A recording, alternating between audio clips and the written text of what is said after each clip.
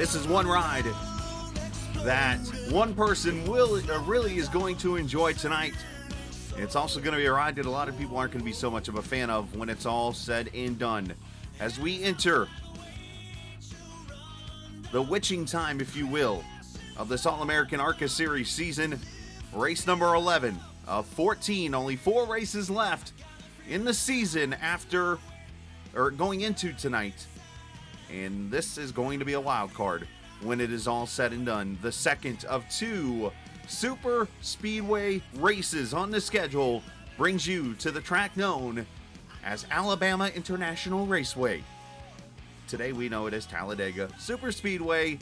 It is the 2.66 mile monster just outside the Birmingham area, between Birmingham and Atlanta, Georgia.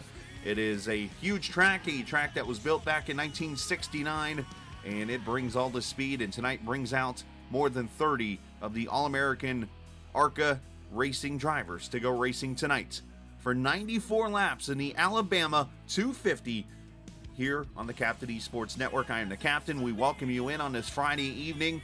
It is 72 degrees ambient, 56% humidity, partly cloudy skies. As we get ready to go 94 laps, 3 sets of tires, 85% gas, and a partridge in a pear tree. Ready for racing.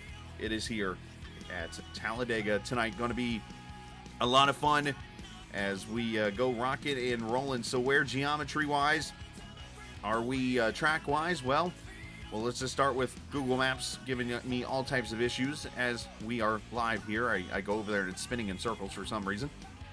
But when we go searching for the Talladega SuperSpeedway, we find it right here on the map. As I mentioned, off of I-20 between Atlanta and Birmingham.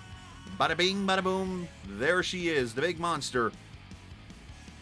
You see the infield area there, which used to be a landing strip for airlines or airplanes back in the day, has since been turned into a party area known as Talladega Boulevard.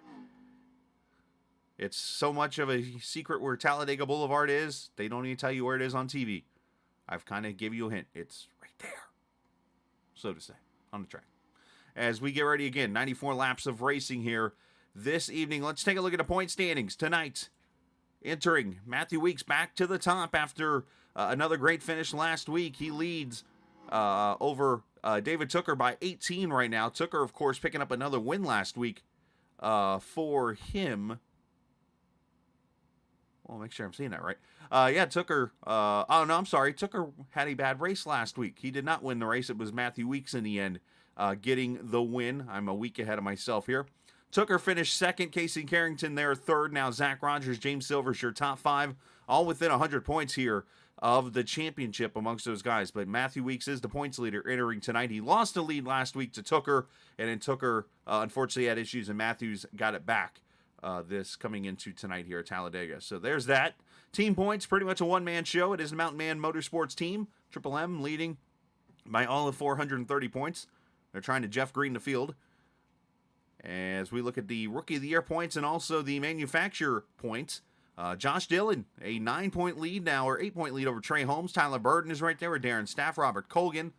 All those guys battling for this Rookie of the Year title. And we look over at the manufacturer title, Lexus still goose-egging it, entering this race. So that is going to be interesting. Sorry, I heard my name for a second in chat, and I thought something was wrong.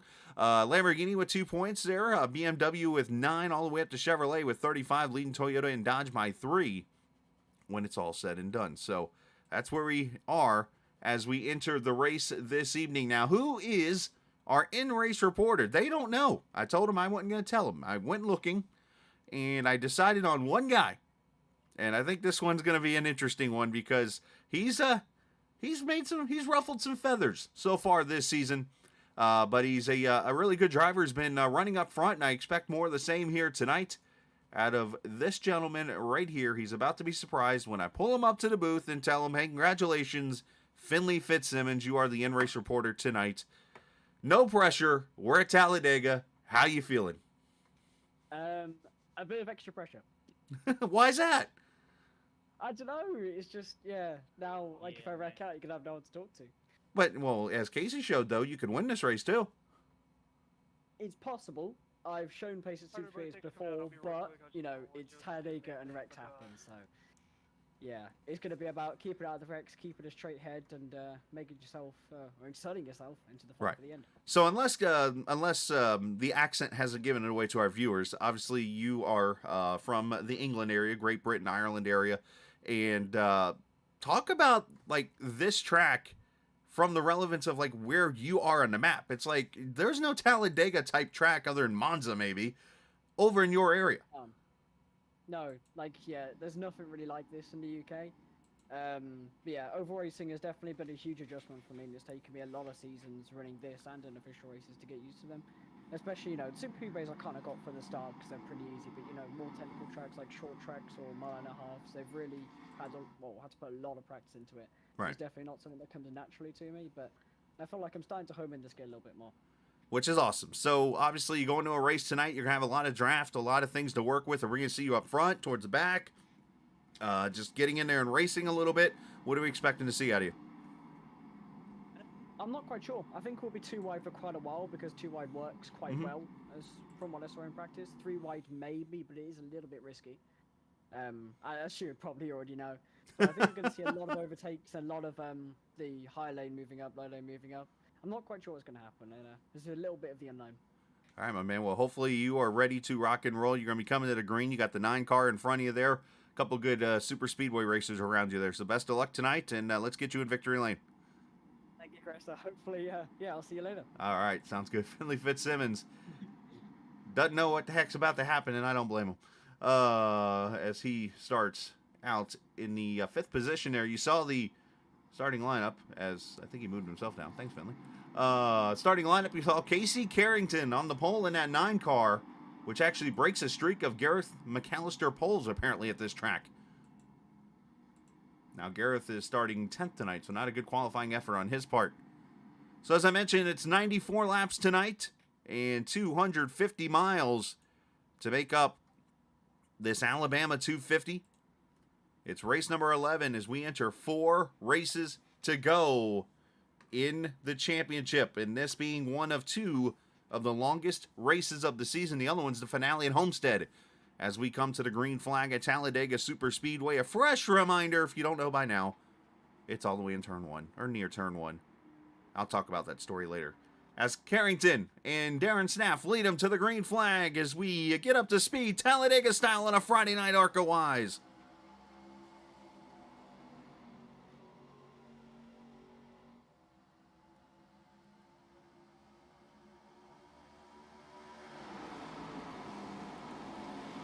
Our cameras tonight, they are presented by TrackCams22.com. You can check them out online. They're on Facebook. They're on Twitter, or I should say Facebook. I already said the iRacing forums. And also, of course, at TrackCams22.com. Carrington, that inside line slowly starting to drive a little bit here. But it's going to be all pack racing. You're not going to see really much separation. The runs in these cars are some of the biggest runs you will see in iRacing.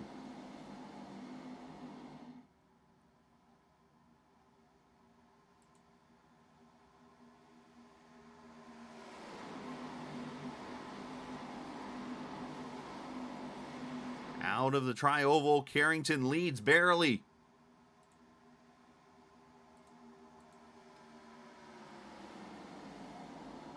There's a couple names you're going to see some R's near. I am going to work on that as I call the race. As one of the things I did not get a chance to work on during practice. As you see that 45 car, Darren Snaff to the top side.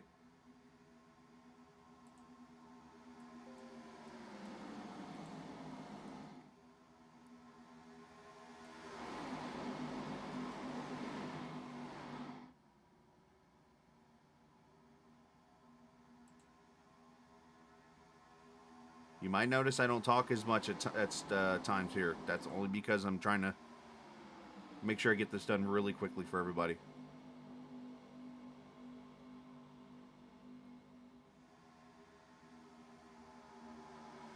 McAllister having a little bit of blinking issues there, I saw for a second.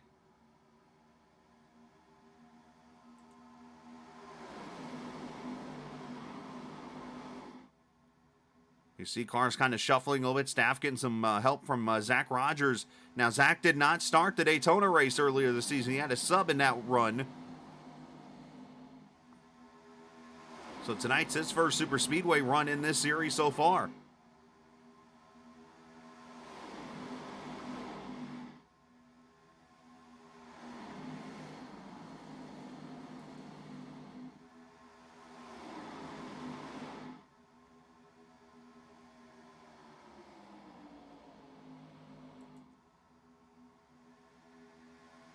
Oh, great car already up in the outside wall there. Just got a little too high, but thankfully in these cars, you can just kind of do that and be okay in the end.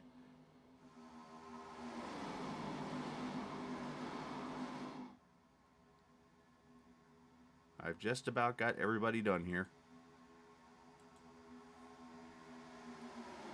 So one of the things, I actually made a mistake last week, and I accidentally not deleted, but saved over the file for this series.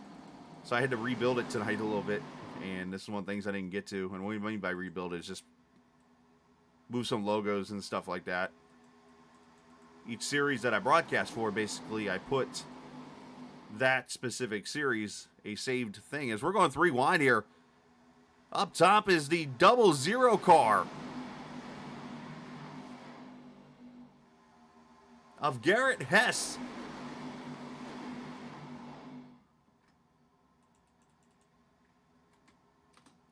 Couple cars, McCorkle said, I'm out. A couple other cars bailing. I don't blame you. But this is what this ARCA car does. Like I said, you get so many good runs. I mean, I remember in races I've run before, I could be like 10th in line, and I could draft all the way to the front with that strong of a run.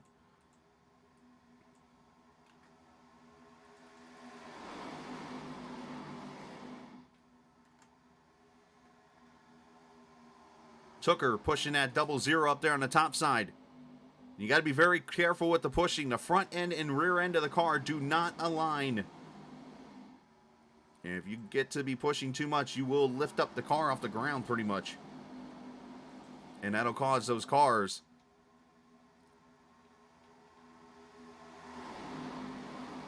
to spin out, basically.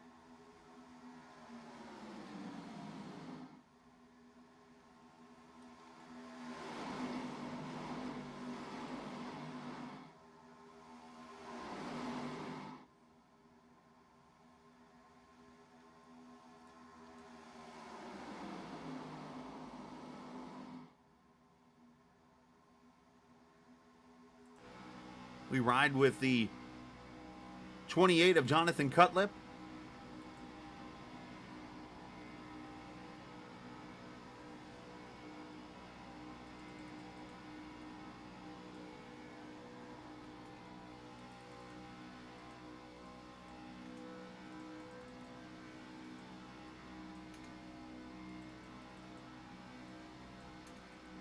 Speed's close to 190 miles an hour, if not over.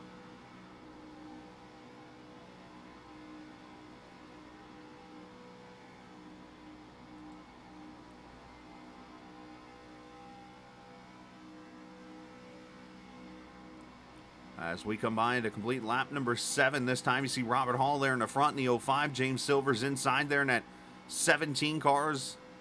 Cars moving around, trying to find a room. There's Sean Foltz there in that 59, his ZF Motorsport car.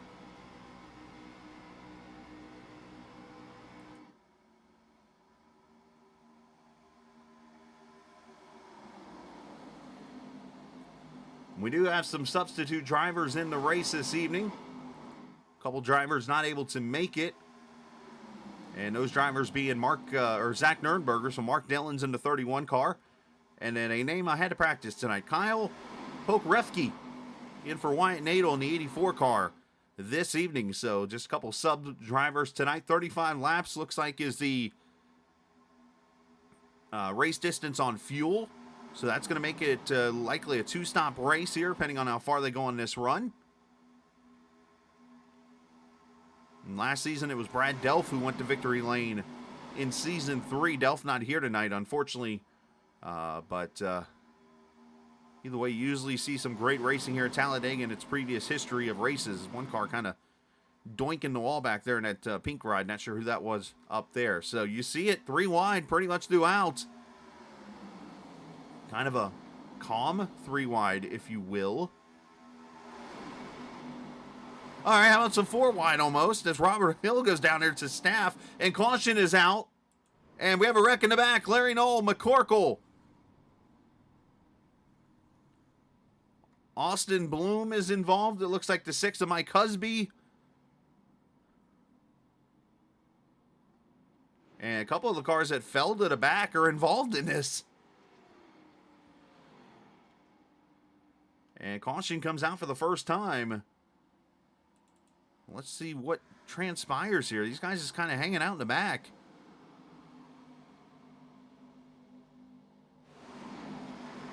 And McCorkle gets underneath the 6 car and spins him out.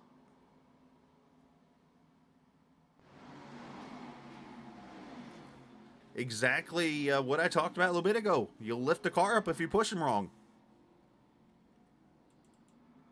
And that's kind of what we see here. Watch again. You'll see the 6 gets there, or 2 gets behind the 6. Gets right up on that left rear and just turns him around.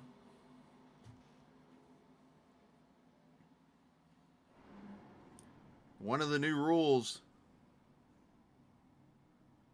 in the series as of this week, they are tightening up on the at-fault accidents. So I expect this probably to go to McCorkle in the 2. And basically, if he causes another accident tonight, his night is done.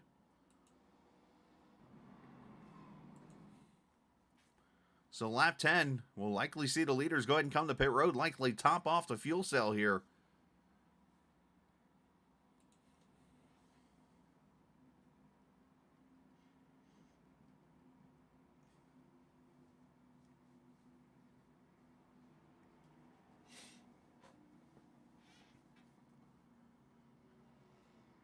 Garrett Hess on pit road here, along with pretty much everybody. A couple cars staying out, but you're seeing a fuel only as Hess tries to roll.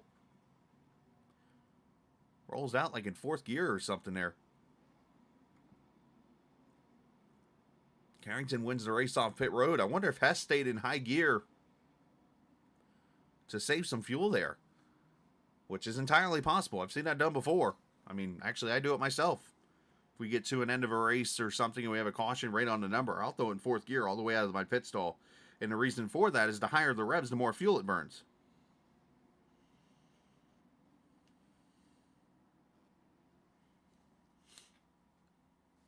All right, so pit road's probably closed now. So you're going to see these 3 cars staying out here, and they come to pit road. They're going to obviously have a penalty.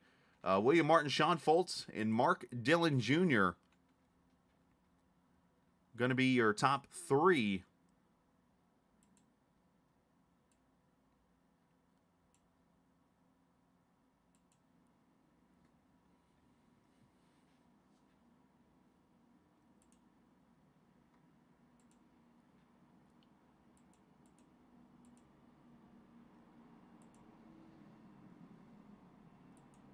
So I mentioned this is race number 11 here tonight.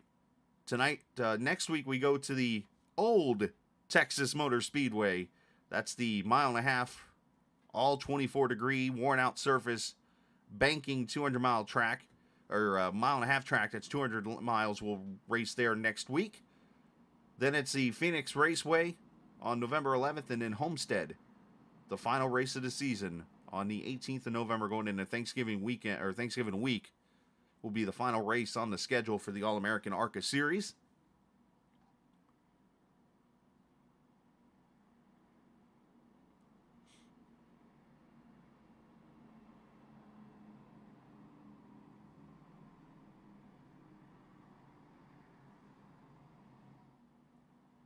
We have had 6 different winners in 10 races so far this season.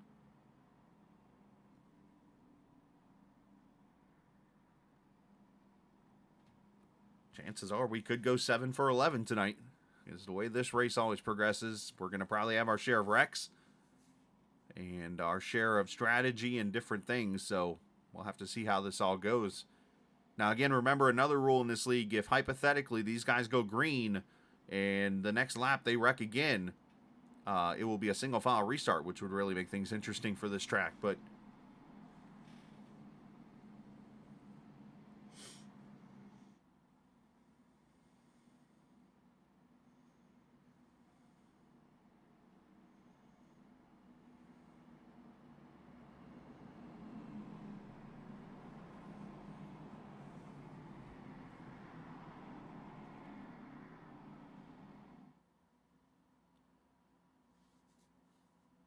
there you see the field going down the back straightaway. You see the 6 car to the top side there. That is the 11 of Matthew Weeks. He was the winner of the Daytona race earlier this season.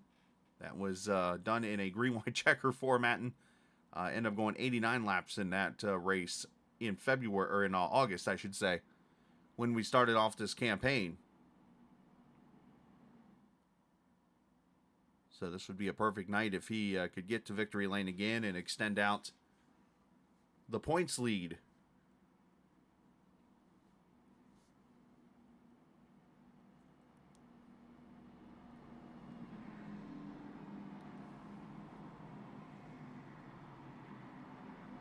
Appreciate the viewers watching tonight. If you're new to the channel, you can hit that subscribe button. Of course, we're on Facebook, we're on Twitter, we're on Twitch, and of course here on YouTube. Also, streaming multiple places. Wherever you like to watch, you can watch it at that place. You could be sitting there surfing Twitter and watching the race, or whatever you like to do. As pace car is going to pull left, and we'll have William Martin and Sean Foltz leading them to the green flag, and of course Mark Dillon. Those 3 stayed out. They will have to pit probably in the next 20 laps or so. The rest of these guys pitted, likely making this a 2-stop race, I would say, from here. Still a 2-stop race. I don't think they've done enough laps to get to 1 stop. As here we go.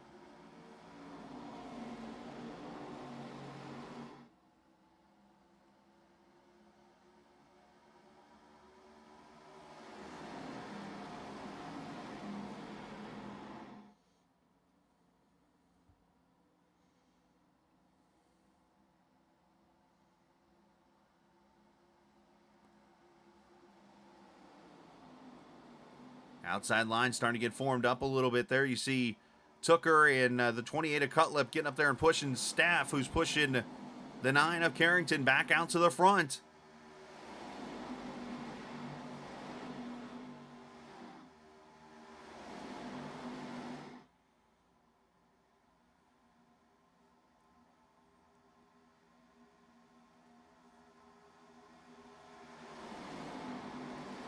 As a result of that wreck, everybody's still on the lead lap except for 1 car, and that's Larry Knoll.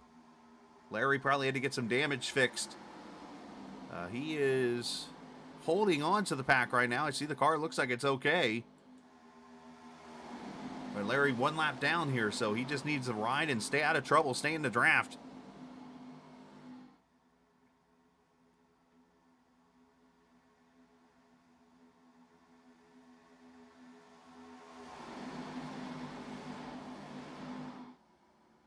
Zach Rogers in that Ford. You see the cars right there, 25 and 1.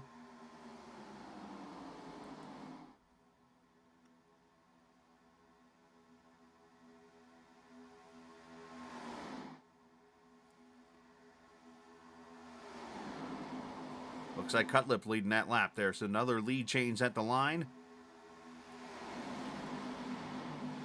Of course, the actual ARCA Series back in the day used to run 250 miles here. About a couple years ago, I think they realized it might be a little too long for these guys to run, so they made it a 200-mile race. And ARCA's done some good shows here, I must say.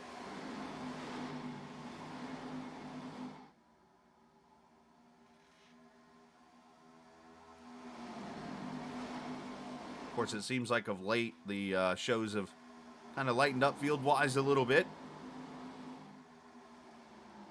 But nonetheless, super speedway racing in general can always be very fun.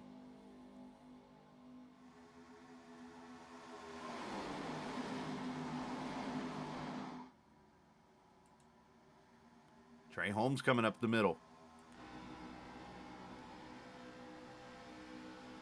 Yeah, 8 car there in front of him of Van der Morel. Oh, and look at that run. This is where I tell you these cars can get a run. And you got to take it. Problem is he might be all by himself up here. He's got a little help coming. Here comes Greg Carr there behind him.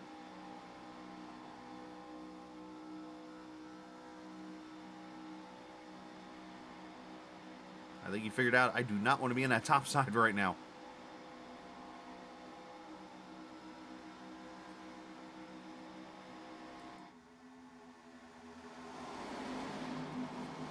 As you see the Z-Line boys going to work and going to the lead.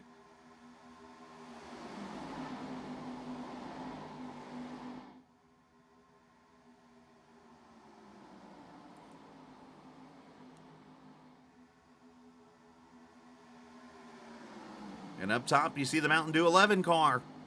I just talked about him a second ago. Matthew Weeks, the Daytona winner, working his way forward with help from the 88 of Holmes. And there is Greg Carr there behind him.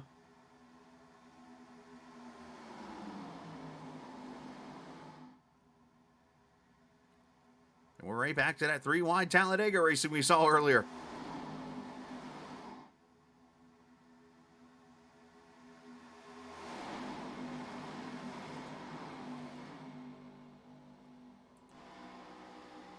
As Alex Carr were on board with in the 1, the Pennzoil 1. You can just kind of see him hanging back. He's on the gas, and look at this. Just pulls him on up. Very hard to lose a draft in this car. And it's very weird because you don't see really, I mean, there is a little bit of a wicker at the top of the car. If you look closely, you'll see it up near the door of the car. There's a little wicker up there for the ARCA cars. So that's probably the main item that's helping the draft of this car. If you go back to the early 2000s, matter of fact 2001, the package with the wickers, what the Cup cars used to run.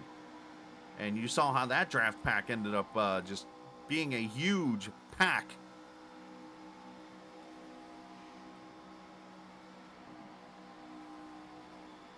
As a matter of fact, if I could turn this camera around, which I can't, I would show you the wicker. You can kind of see it there in the 00, that little black mark that was on top of the car.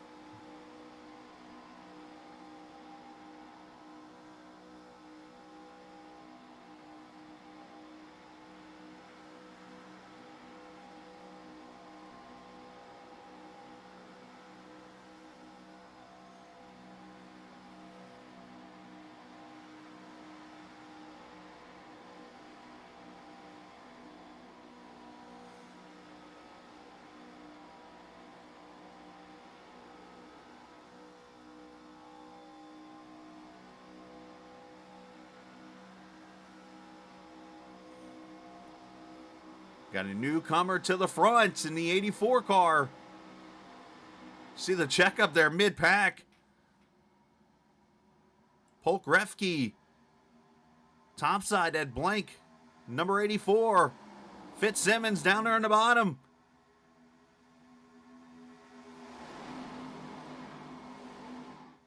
Talladega racing at its finest right here. I wonder if these guys felt challenged, if they were watching the Sim 500 broadcast. What was it, last week at Talladega, 2 weeks ago? When I kind of said out loud, I was like, man, there's not really any series out there outside of Sim 500 that can race at Talladega like this. And these guys are coming out and doing it right now. I like it.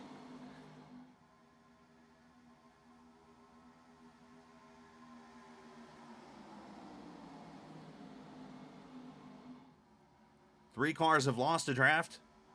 As of right now, I should say 2 are. Cody McCorkle and Larry Knoll. Travis is hanging on to the end of the draft back there in the 51. He might be actually in the safest spot out of everybody.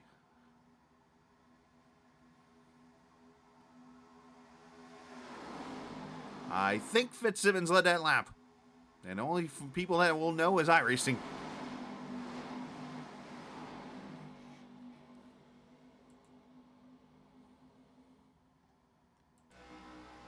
This is Weeks looking up at the 84 here as he tries to give him a push.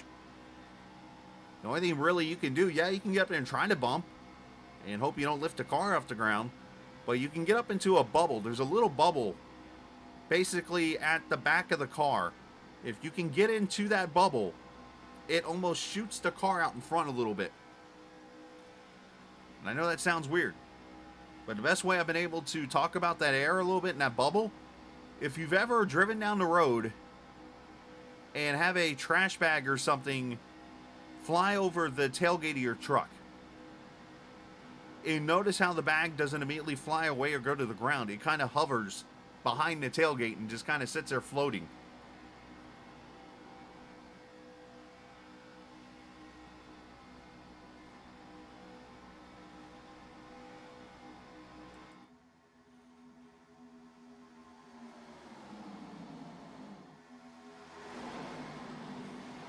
Alex Penn up the middle in that plaid number 30.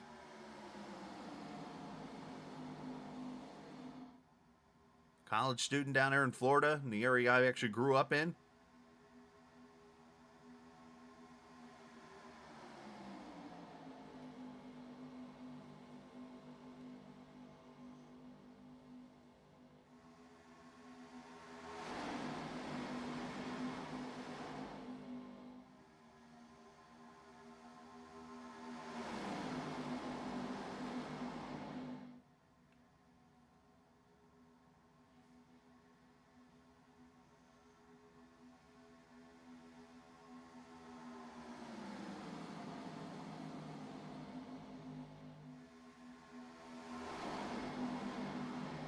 Little check up here throughout the field.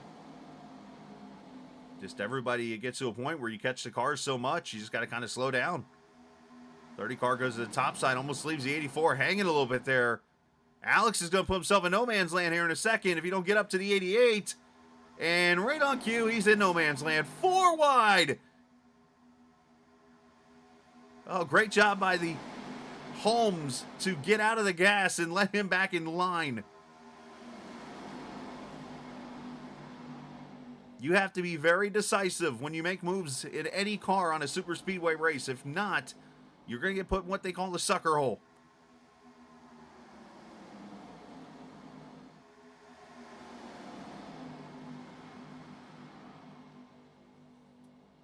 Cars moving around everywhere here. Cars going from back to front, front to back. Jonathan Cutlip started 26th. He leads this race. I hear people saying, I'm waving a white flag. I'm out. I'm getting out of here.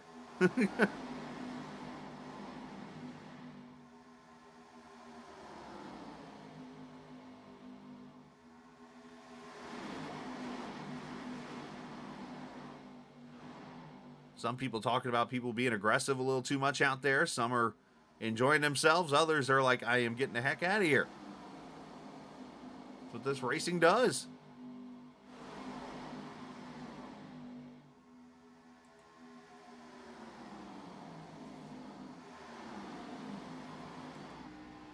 On board the Bloomin' Onion here. Oh, easy, Kyle. Kyle, pretty used to this kind of racing. Grew up kind of around it. Down in that Florida area.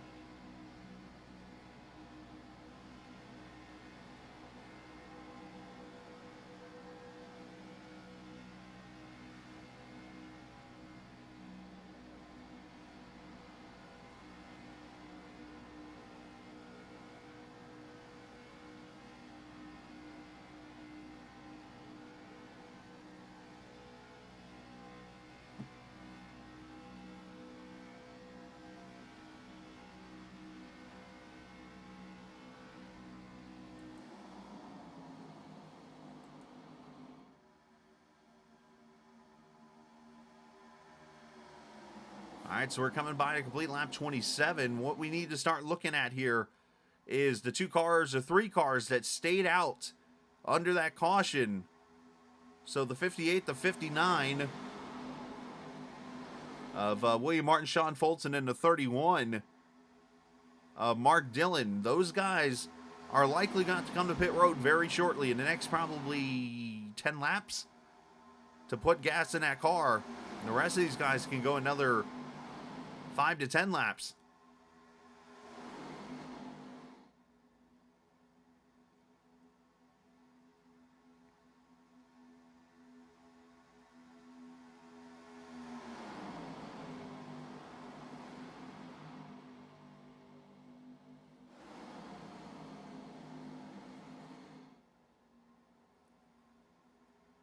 Cutlip continuing to lead this race. He's got his teammate David Tooker down there at the bottom.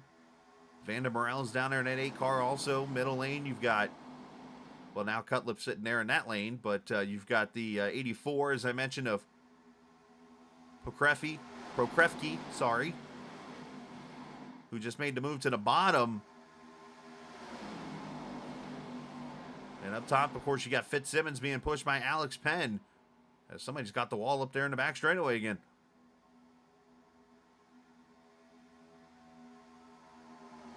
Now, Corey, when you say the cars are on a mission, you mean the race cars or the car family?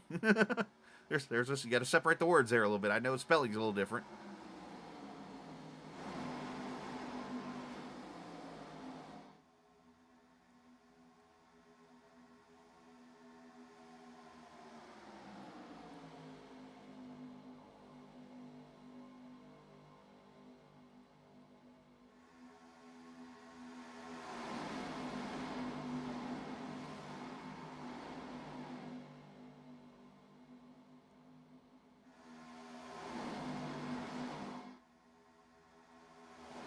Looks like they're going to be coming up on some lap traffic here in just a minute. Of course, Larry Nolan McCorkle are those two cars just trying to work together. And they're over in coming out of turn 4 right now, I think, as the lead pack comes in. You see they're nothing short of 3 wide pretty much throughout the pack here.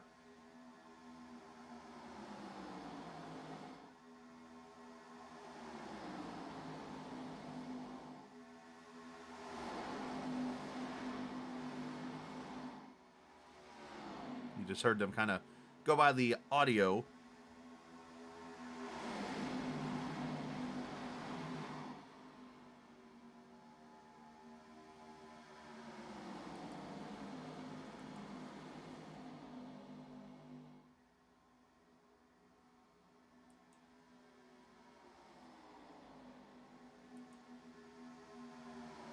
They're literally all discussing right now.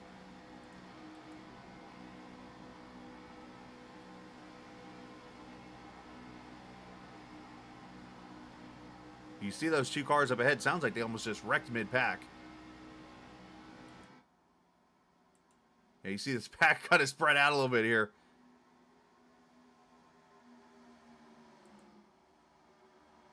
Everybody's going to have to kind of get back single file here and push their way back up.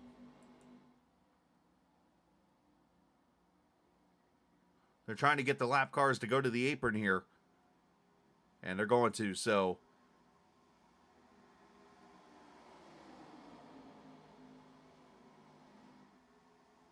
McCorkle, of course, is trying to stay in the pack here. He's got plenty of room. If he can keep at speed, he's got plenty of room to get right behind this pack right here. Slide on up. There you go. Everybody gives him some room.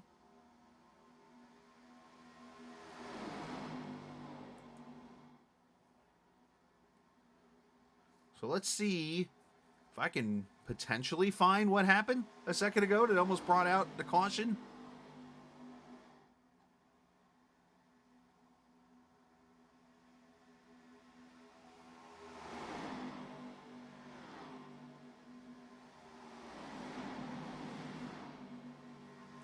We'll go about right here and take a guess. Pack's still together, so it's going to be in here somewhere.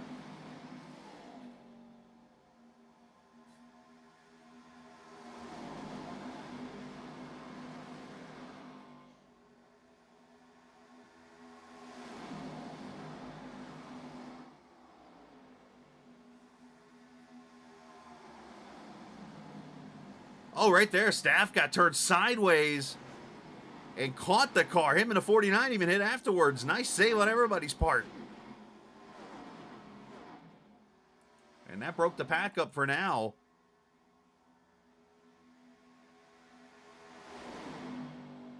And the second pack is now getting lined up here, single file.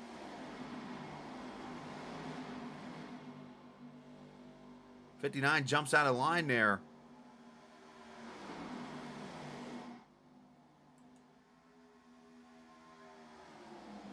And you're going to see the 4 kind of lead this draft around.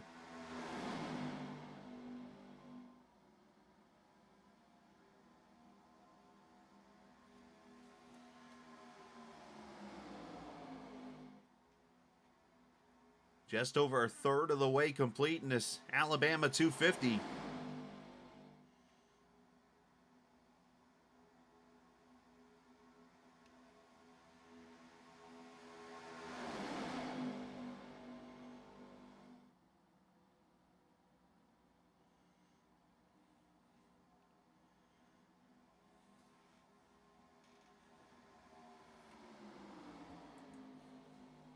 And that whole second line deal has become a mess again.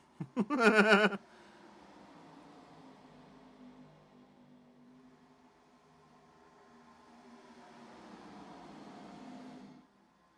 I do have a little trick when I do these oval broadcasts here at Talladega and even at Daytona.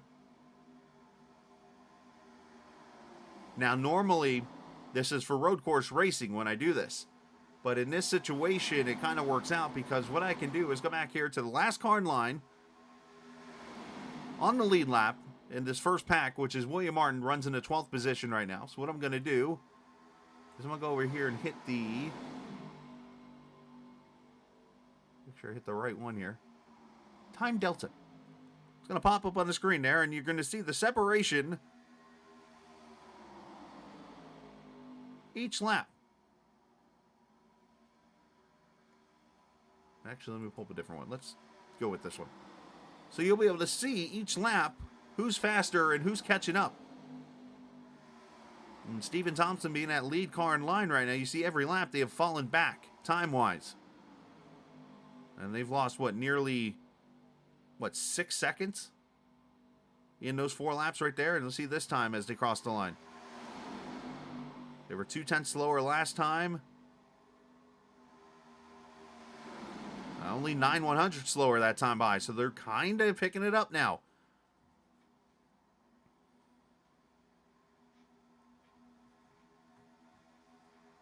Like I said, I know that's more of a road course tool when they're racing each other, but when it comes to this kind of racing, you can kind of take a peek and see, hey, is that second pack catching the front pack? And here we go. I'm hearing the 58's going to be coming to pit road this time. So these are the 3 cars that did not pit under the caution are going to come to pit road here.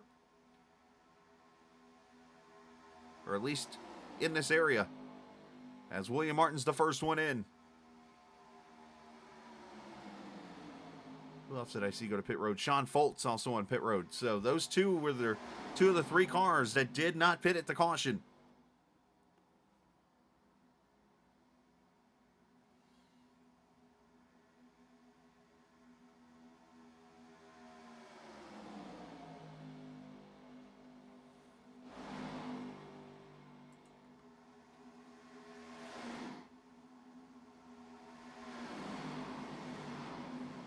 They got it down to 6.8 seconds at one point. And you see them, these guys are just straight racing right now. And you see the 24 dives out of line here. Is he coming to pit road? He sure is. Stephen Thompson short pitting here. 60-mile-an-hour speed limit here at Talladega.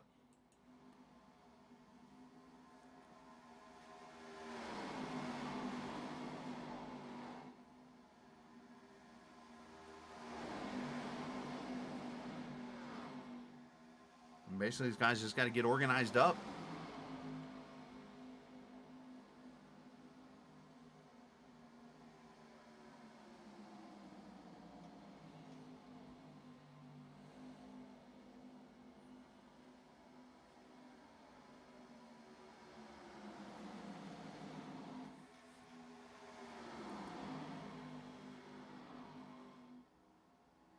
So Finley Fitzsimmons leading this race on the outside lane. Pokrefke in the inside lane, P2. Of course, he is subbing for Wyatt Nato in the 84 car. As these guys are all 2x2 right now.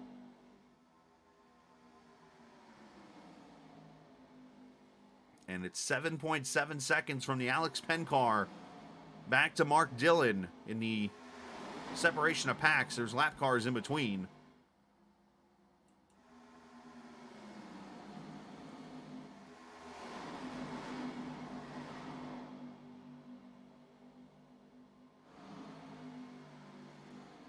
That's a new one I just heard.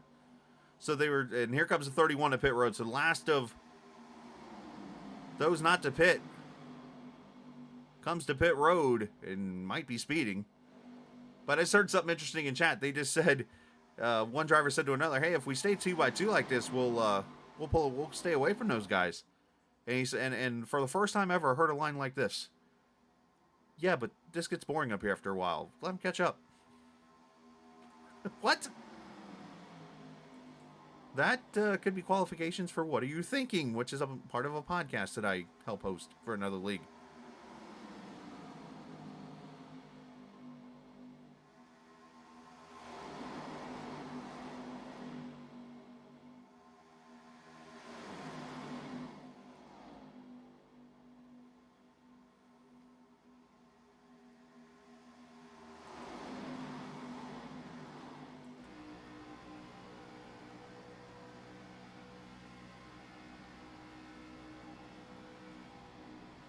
As we are 5 laps away from the halfway point in this 250-miler. I think one thing that might be playing a role a little bit in this race that could be overlooked is that new rule for causing accidents. Because basically now, if you're to blame for an accident, you almost get one more chance to not do that again, or else you're out of the race. And when you see it like that, that means you can only make one mistake basically to begin during this race, and hope you don't make a second one or you're done. And it might be causing these guys to maybe race a little calmer. Which, when I say that, as Fitzsimmons goes elevator move to the bottom.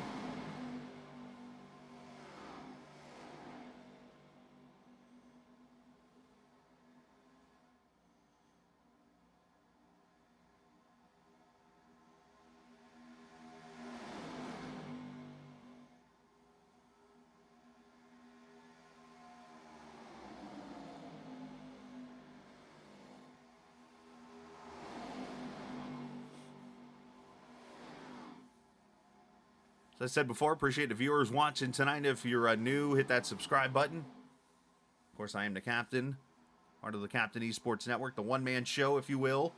Most of the nights, it's just me. And then I know Sunday and Monday nights usually have like Ricky Springer's with me on Sunday nights. Monday nights we have Kevin England, who normally joins me for the Sim 500 races. But yeah, it's just a show that pretty much is all me. Each and every night when you see me on the air, it's... you know, thankfully I got a lot of help from some good services out there from like SDK Gaming. You've got, you know, of course I mentioned TrackCams 4 Gourmet, or TrackCams 22 as we know them as, with the cameras and stuff. It helps make my job a whole heck of a lot easier, where I can just sit here and call the race and hit buttons and pick whatever camera pack I want, and bam, we go to work. And puts on good shows like this. Hopefully you enjoy the broadcast each and every week when we're on. As you might have noticed last week, started doing the whole flight sim deal, where now I fly to the broadcast where I got to go and stuff. And, of course, last night we flew to Talladega. And not going to go anywhere tonight. Just going to stay here. And then tomorrow I'm actually going to fly to wherever my league race is I have to run tomorrow night. I'll be doing that. And then from there, I'm actually off until like Wednesday. Or Tuesday, sorry.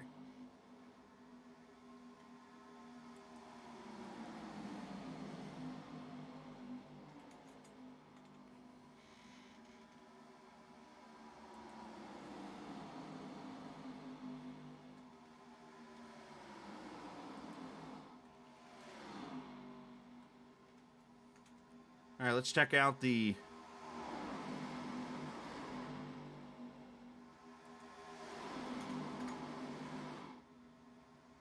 fuel numbers here of the top 10 right now in this race.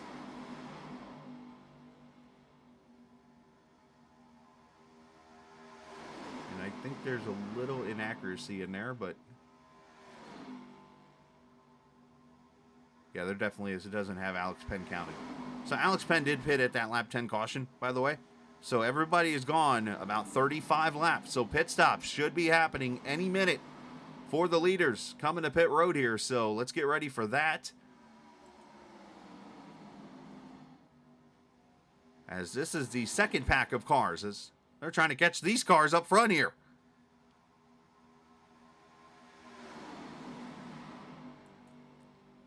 And I'm starting to hear it. As a matter of fact, I don't do this often. Hopefully nobody drops a bomb, but just be ready for that just in case. Well, we are going to hear them call out pit stops.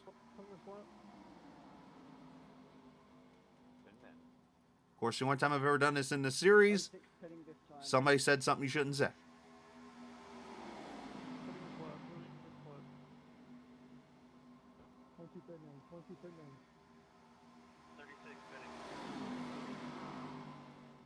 All right, so the leaders, some of the leaders going to come to pit road here, including Fitzsimmons. Locks it down. 84, couple cars sliding. Alex Penn, hold on. Gareth McAllister and Garrett Hess on pit road, and then here comes your second pack of cars.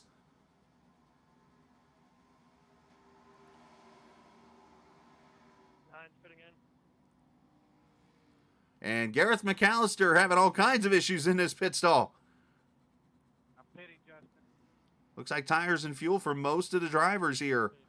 And the 36, Tyler Burden, having issues getting to his pit stall. So is the 22. 81's fitting in the flat by the pit box at the back, so I'll be braking pretty hard. 88 fitting this time. 11 fitting.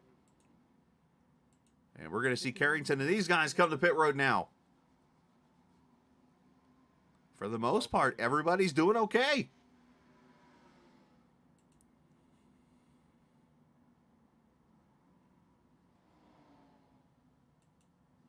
Oh, and there goes the 81 on pit road, right next to his pit stall.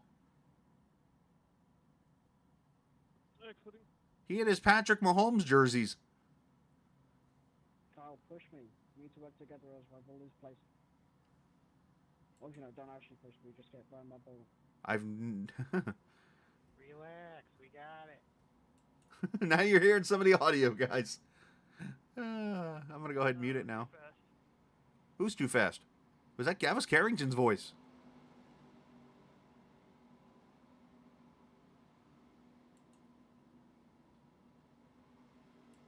All right, so everybody's going to get up to speed and get back together. Here, Matt Stewart, the only car not to pit, and here he comes.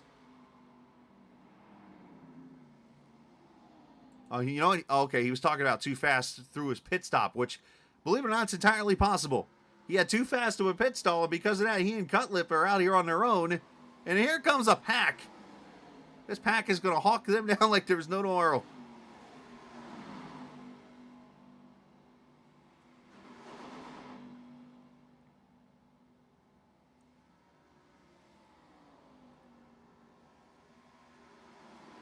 And that is Finley Fitzsimmons leading that pack into the lead. And this field is going to string out just a little bit. Now, if everybody can cooperate with each other, which we didn't see too much in that last run, you could see other cars catch this pack. But from what I'm seeing right now, it looks like it's a good 6 seconds back to 2 cars. And there's a whole bunch of people coming off pit road and in this pack.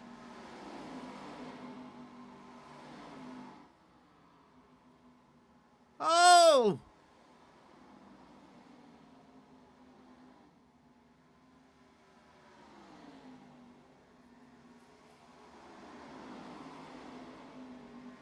Nick Terrell almost made a move that scared me. Never at Talladega do you pull out in front of a pack coming your way at full speed off pit road. I thought he was going to do it.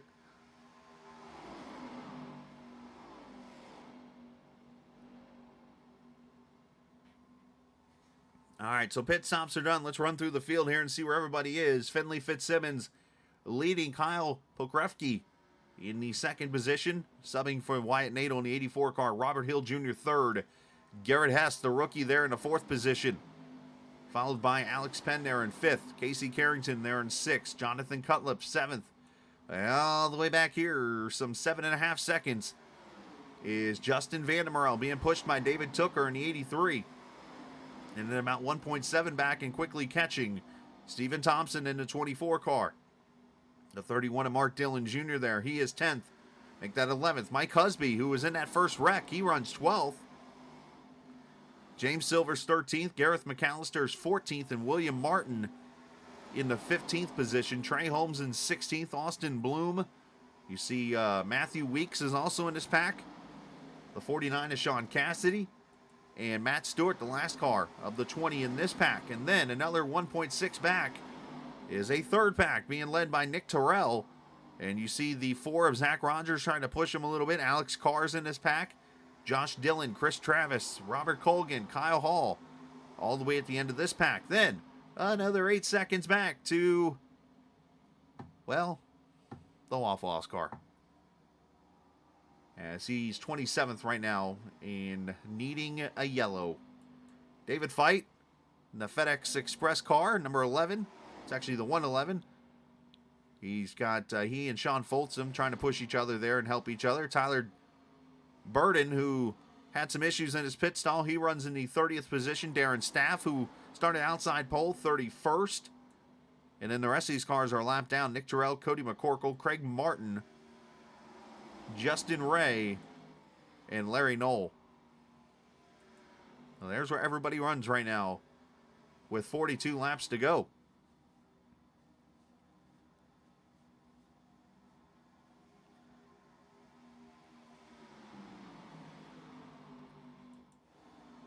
So I think what the second pack is going to do is try to do the whole 2-lane move. Now, what they're talking about here is basically there's been some builds in iRacing, and I think the ARCA car is one of them, where if you get 2 packs, one on the inside, one on the outside, without side drafting each other to push, then they're able to gain more time. Oh boy. Larry, get down, Larry, get down. And they just shuffled McAllister out. They about wrecked.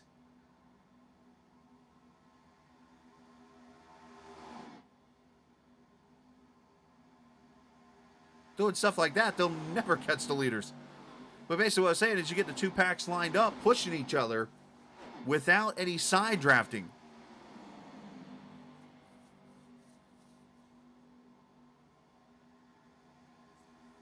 And sometimes doing that will catch the pack because you have less cars in a line, less checkup, more speed.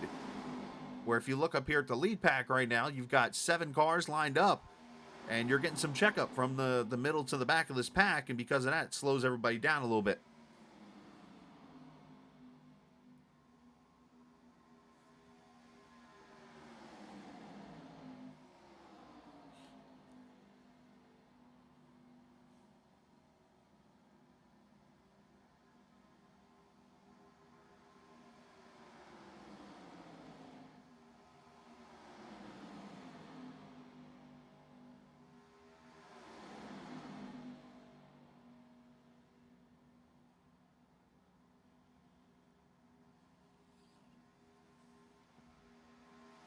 So 39 laps to go in this Alabama 250. Again, race number 11 of the All American ARCA Series here on a Friday night.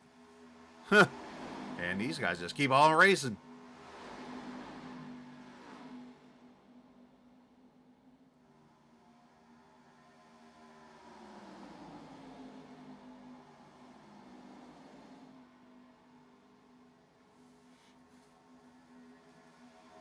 Let's do a check here. We got cars blinking and stuff here. I think Finley just fell out. The leader of the race has just lost connection. Oh, here comes the broadcaster's jinx talk.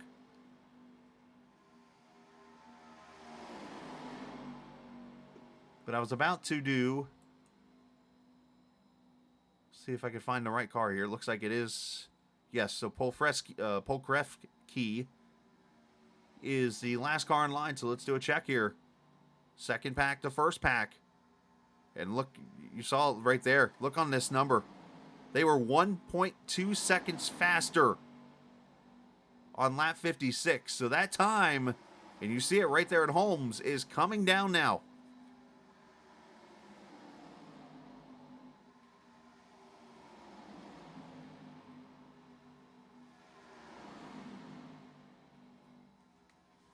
Let's see this time by.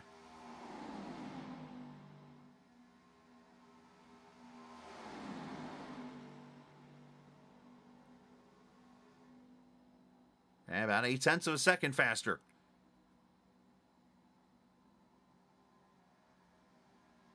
Yep, Finley has fallen out apparently.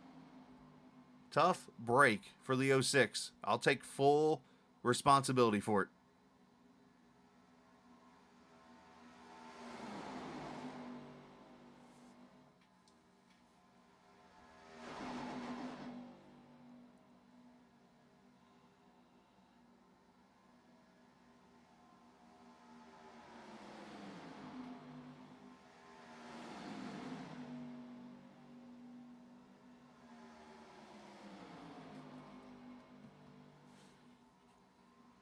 All right, so let's see this time by. It was 0.8 last lap.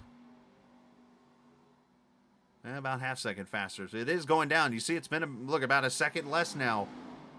So we could have ourselves something here. They get within about a second and a half. The draft kicks in.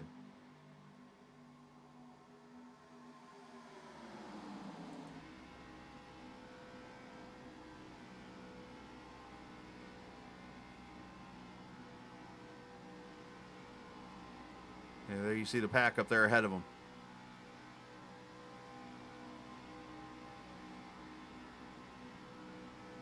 Now here's the thing not to forget. There's still one more stop left.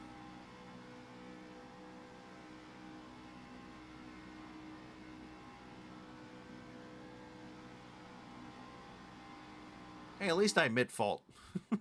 Just saying. Well, they gained a lot that time by 4.7 now the lead. And the guys who are really taking advantage of this is back here. Look where Kyle Hall is. They're just kind of hanging back here, running the top side, just letting those cars work. They're just going to hang back.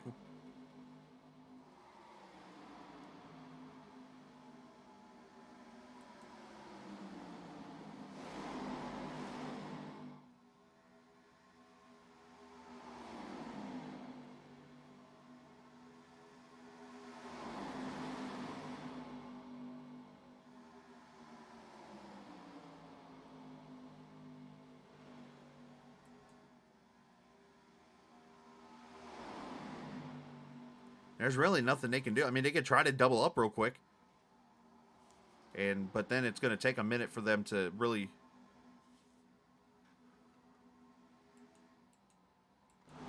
Being told there's a wreck over in smoke in turn 3 for some reason. Oh, over here, Justin Ray's in the grass.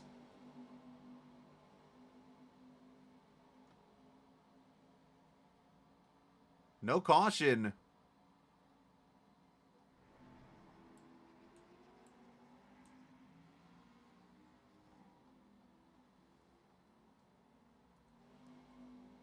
I'm guessing Justin probably got turned. I don't really have any kind of...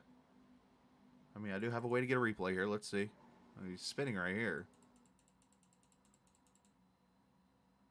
Ah, yep. Looks like... Oh,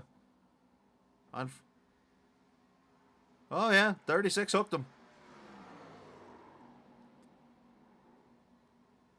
He did everything he could to fight it. But he kept it off the track and got out before everybody got to him. And that keeps us green here. I would say that the second pack might have wanted that, but they're going to get to the pack anyways. Here they are, 2 seconds back now. Somebody cue the Jaws theme here.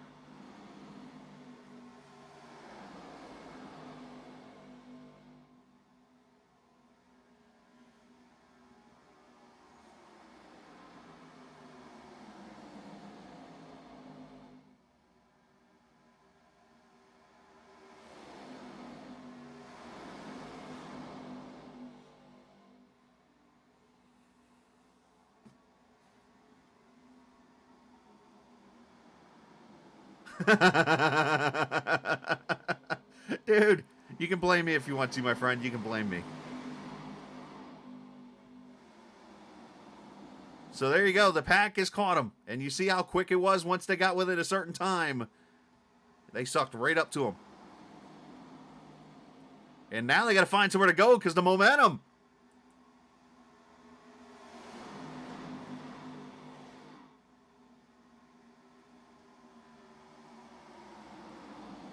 Pitcher If you've ever been to the beach or live on a beach, picture yourself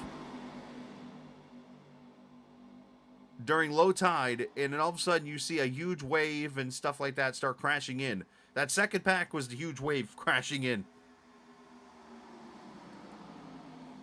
And it's created this 3 wide all the way around. Matthew Weeks to the front now.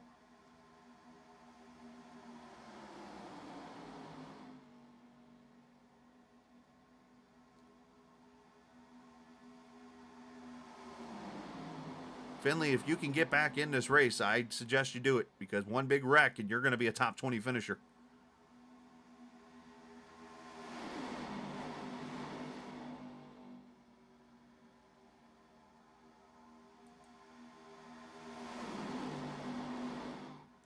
"30 laps to go at Talladega. The pack back together. As Van der Morel topside that rowdy number 8.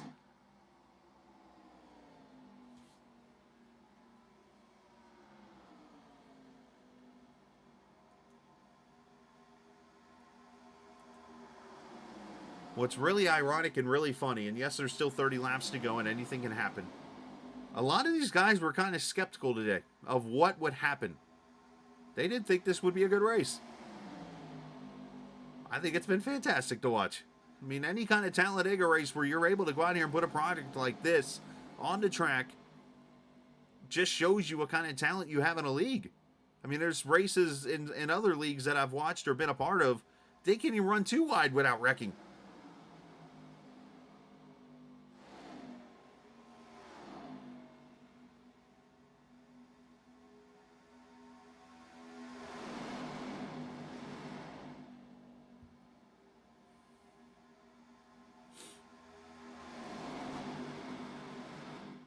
Oh, Staff got the wall there coming out of 4. They got a little loose.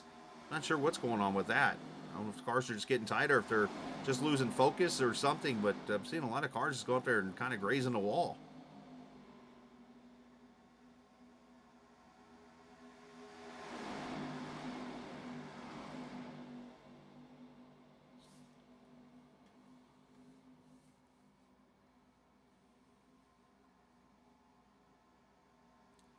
All right, the pack's together, and normally we do this on restarts, but it's the one of 2 times every season when I'm in a super speedway race that we have a chance to just turn it up in the middle of a run because they're all together in a pack, and that's one of my things. I like to keep them in a pack when they do this. If they're separated out, you kind of don't get the quality of the cars. So let's sit back. I'm going to mute my mic and let you guys turn it up.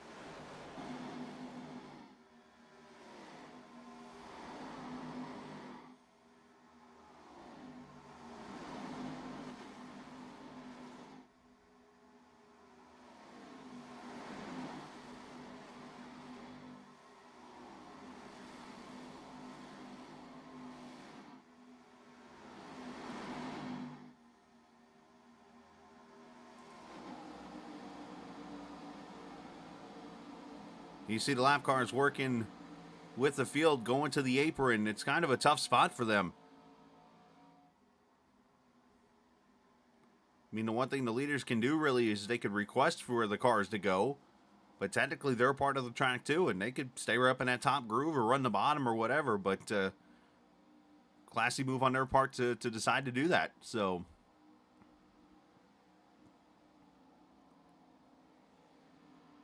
down the front straightaway into this tri-oval area, 18 degrees of banking down towards the start-finish line. One of the cool features I like to show at tracks when I have the ability to is a particular camera called the fan cam. So if you're sitting at Talladega SuperSpeedway and you are in the tri-oval area, this is what it would look like watching a race.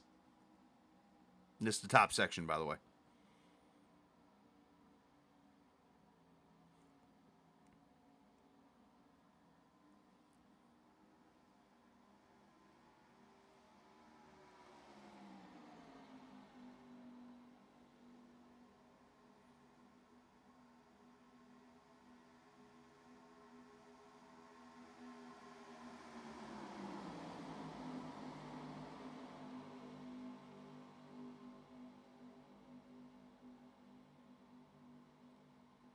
$190 miles an hour. And we're starting to hear some people call out pit stops again here. So I think we're getting to that part where the cars that pitted under that first yellow, or did not pit in the first yellow, are going to have to pit here for the final time. As we see some shuffling going on there mid-pack.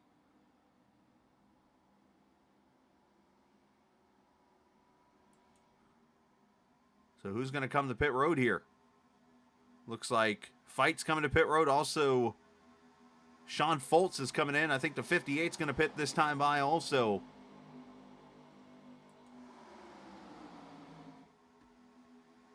Yep, William Martin is in. So 21 laps to go.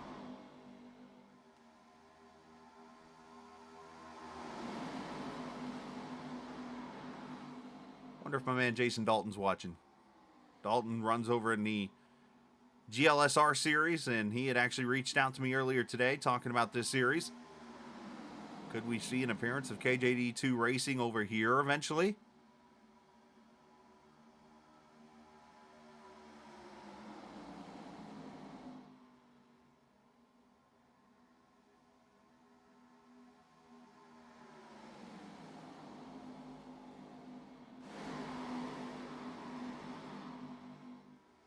Josh Dillon, nope, that Mark Dillon Jr. on pit road, sorry, with Steven Thompson.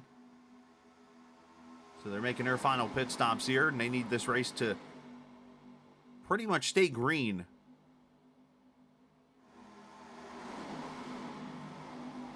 Coming up on lap cars coming out of pit road. Got to be careful there. Great communication amongst everybody.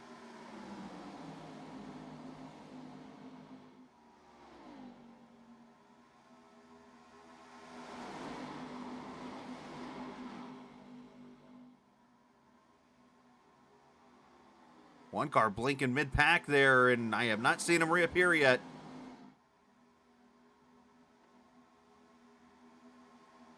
I think we just lost Gareth McAllister.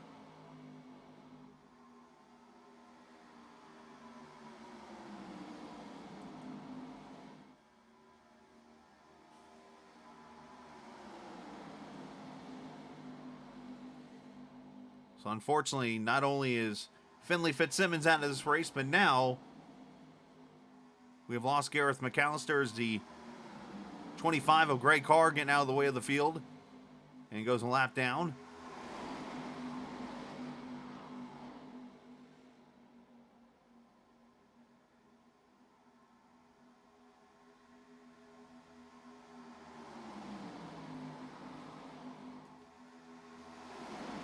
So one thing I'm waiting to see here is if there's a team or a pack of cars that decide to pit. One thing I have learned from running the OP SuperSpeedway series on Saturday nights when I race in it is that if you can get the right amount of cars to come with you at any time you're in the pit window, you can end up with the advantage of pitting and getting out there and getting into the lead from just being fast in a pack. And we have not seen that yet. It looks like I think you're going to see everybody probably come together at one time. But I mean, the Mountain Men team or one of the other teams, you could see, I wouldn't be surprised to see them pull out themselves and go to pit road.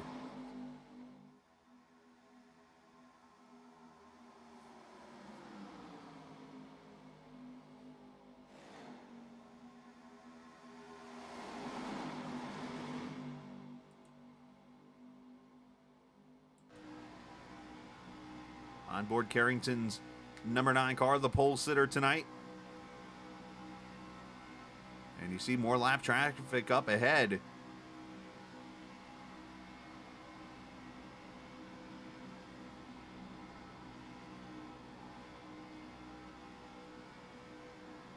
Yeah, it's Robert Colgan up there in the 94.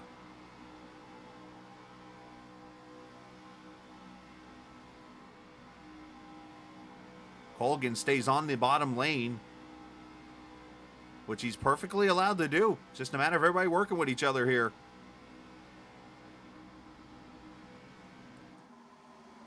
A lot of people kind of frown upon that, but there's nothing wrong with it. He's a part of the race too. And it worked out. And it broke up that 3 wide.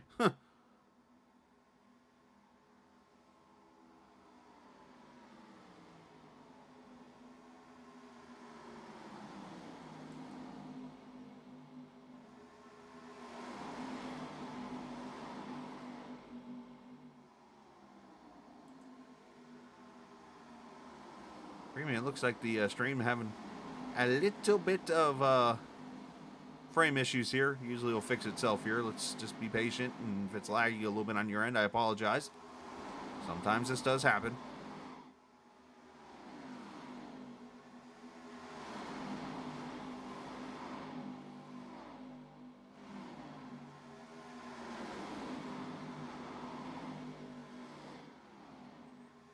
And I think we're going to start seeing pit stops here.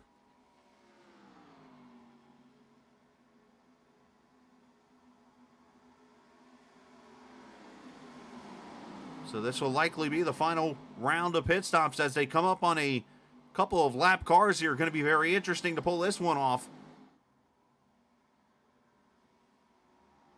Everybody scattering. That got close.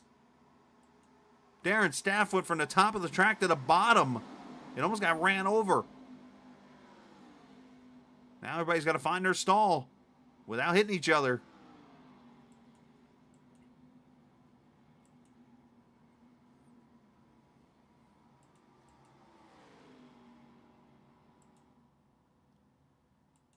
Let's watch a Zach Rogers pit stop here, see what he does. You usually do want to take at least 2 tires, only because it'll help you get out of the pit stall. Looks like everybody, though, fuel only right here.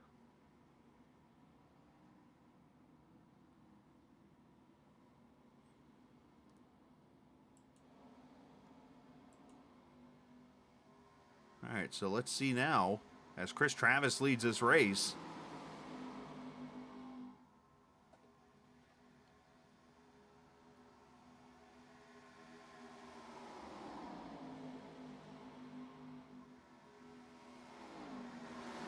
Let's say these cars are kind of in a vulnerable spot right now. If a caution comes out, the pack that just pitted is going to jump them.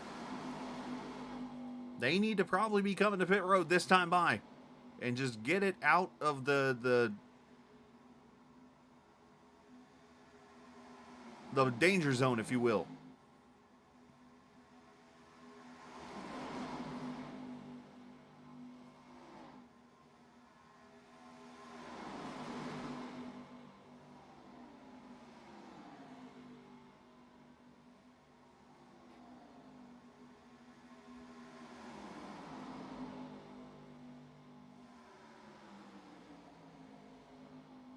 So the 59 and 31 of Dylan and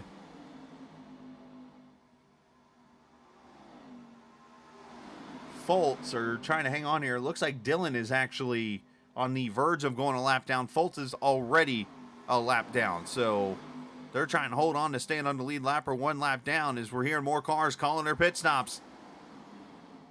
Now these guys probably are going to short fill as they pass James Silvers.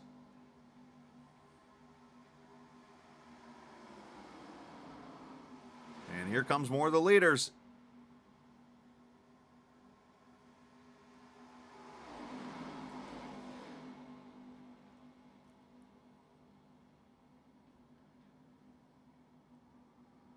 Yeah, I saw that, man. Sorry to see that, bud.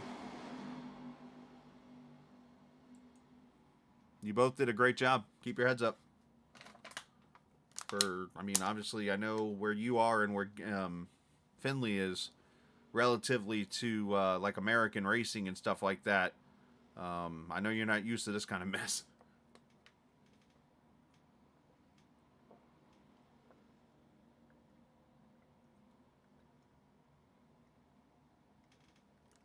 Somebody got a speeding penalty, I hear.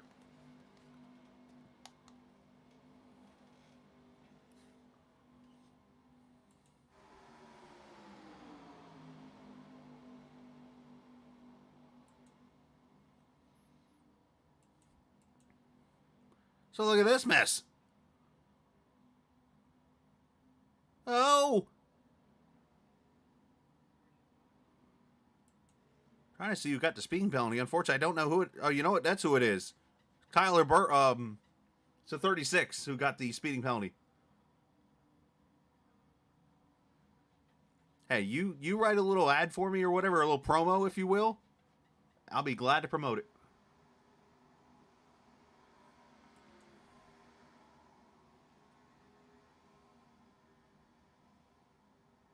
As you see, the 48 and 2 are going to come to pit road. So it looks like right now the leader is Matt Stewart. He is that purple number 90. Right there in the bottom behind the 58. He leads this race. He should have to pit in the next lap or two. And then after that, it's going to jump down to these guys right here. Matthew Weeks, who just went blowing by Carrington.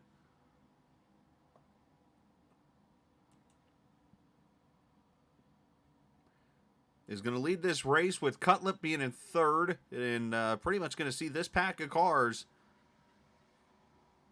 And here comes a whole nother pack of cars. And Kyle Hall's coming back to pit road. So this might be a speeding on exit penalty here. And he's still coming in hot.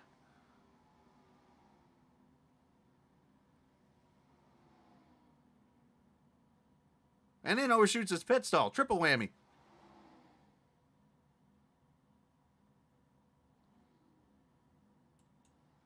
Unfortunate break there for the 87. Once, see, Stewart's on pit road now. So here is your lead pack officially. We're going to see where everybody cycles out. Give me a second here once everything resets here. And I'll be able to show you who is in contention. Because you know what they say at Super Speedway Racing. If you're in it, you can win it. And if you've not had a chance yet, you've had 11 weeks of racing here in this All American ARCA Series on Friday nights. Why have you not told your friends and family and whoever else loves sim racing like this to come watch us? Get some something to do on a Friday night. And here we go. 3 wide. Every week, great racing. Yes, we've had cautions here and there. We had a fantastic race at Richmond last week. We had a fantastic race so far here tonight at Talladega. Next week, the Legacy Texas Motor Speedway. We get to go back to the old Texas. I still say it now. Put Progressive Banking in Texas and let them race.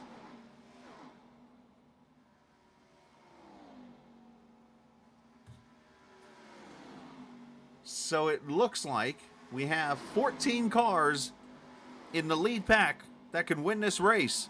Alex Penn, the 14th place car, and then it's Matt Stewart, who's 15th here, and he's trying to get hooked up here with McCorkle and the 81 of Terrell.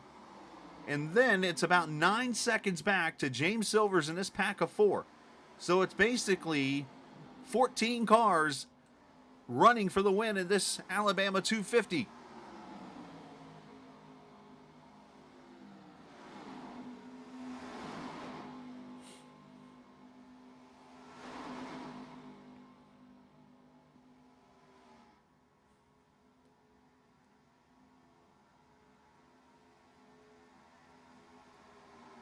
contact. 49.84 almost wrecked.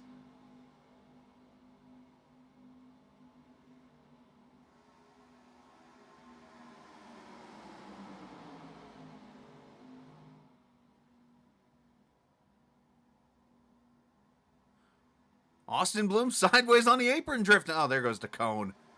That poor thing.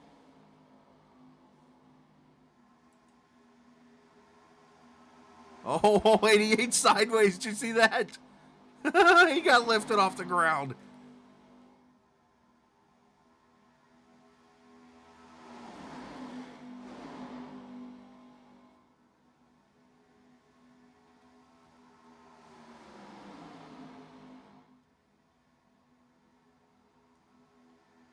Five laps to go. Matthew Weeks looking to sweep the super speedway races. Zach Rogers did not run Daytona. And he's up here trying to win himself a race.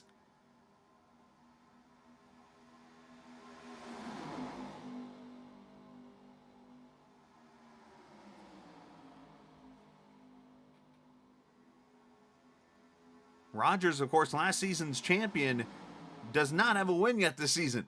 His car's won. He hasn't.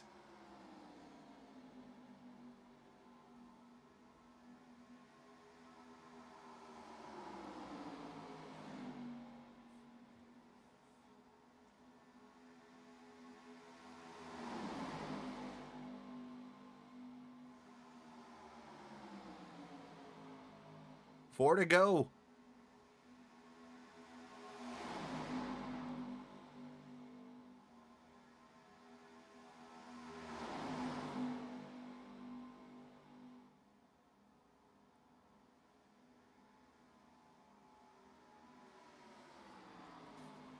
Anything can happen right here.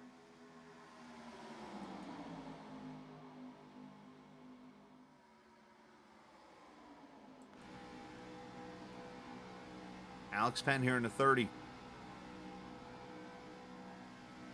Alex Carr there in front of him. You start to see the pushing really getting aggressive now.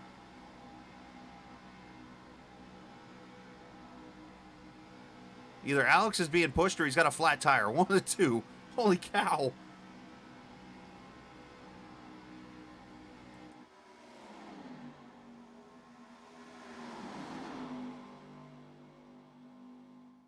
Oh my gosh. In this car, depends on how, like right now being 3 wide, it's really tough.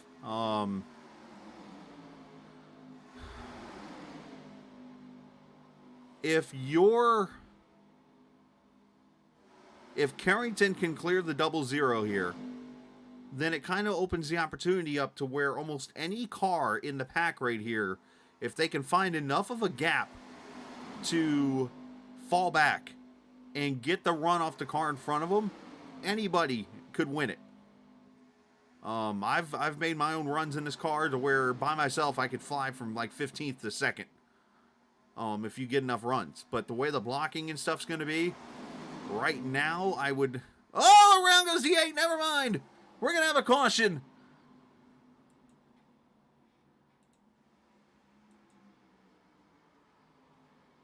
Sean Cassidy, Vanda Morel.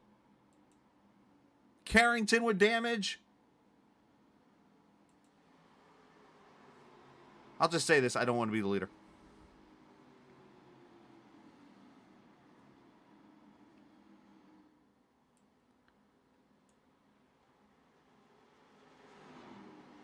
Three laps to go and a green-white checker coming.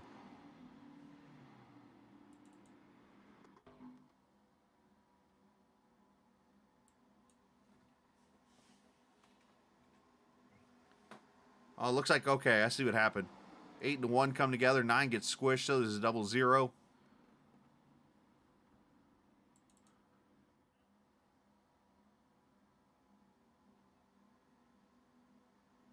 All right, so right there, it looks like the 1 got into the back of the 8.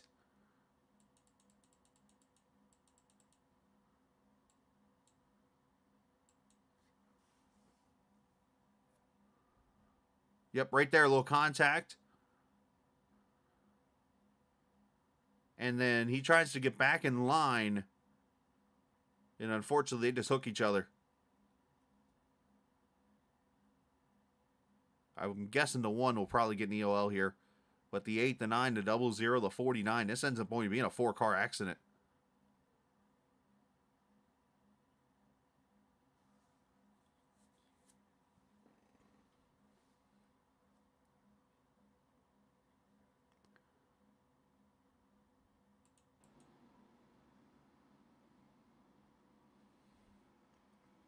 And I'm going to keep it going here because something might have happened here after the caution.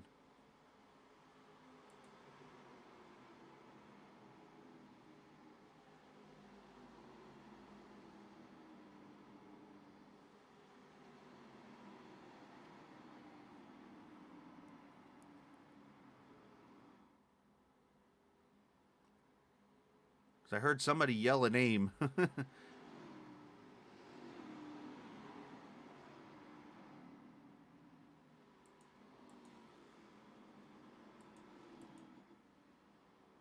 Oh, there was a car in the middle of the track back there. Who was that?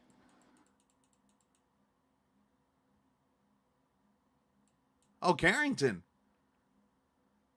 I knew I heard something.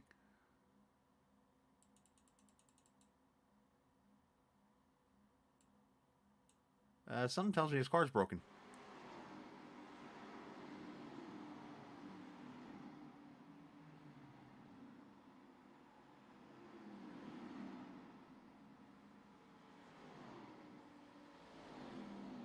And he just goes ahead and tows it back. Unfortunate deal there.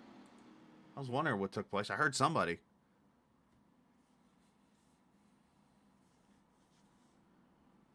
All right, second caution, 3 laps to go, setting up GWC number 1.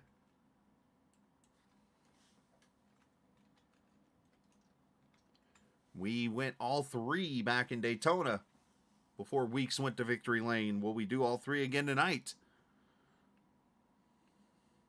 I mean, this is about the part of the race where, as some say in today's world, it gets stupid.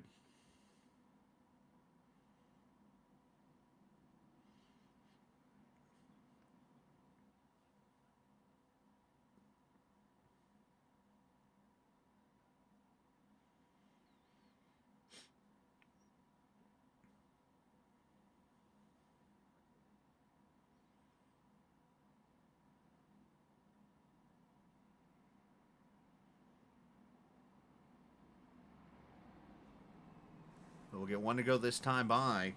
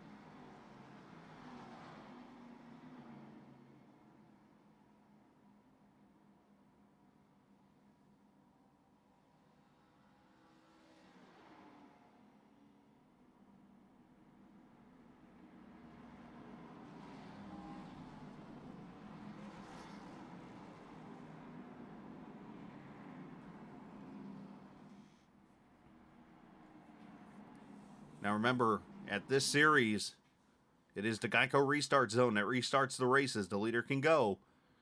And at that point, you got to get back to the white flag. And if you do not, that's where the caution comes back out and we re-rack them. And we'll do it up to 3 times. This is number 1.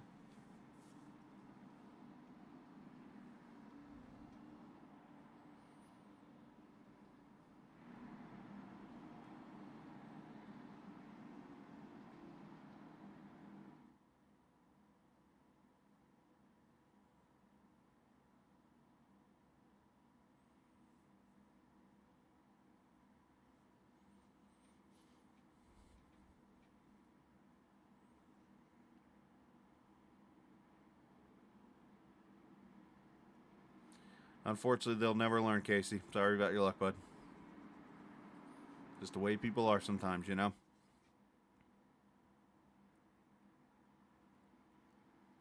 All right, pace cars in. Rogers, Weeks, Tooker, Cutlip, Hill, Holmes, Penn, Hess, Pokrefke, and Husby. Your top 10.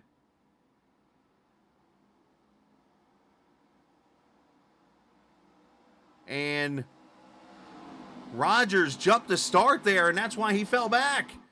He went too early and not the restart zone. And I think that caused some issues here.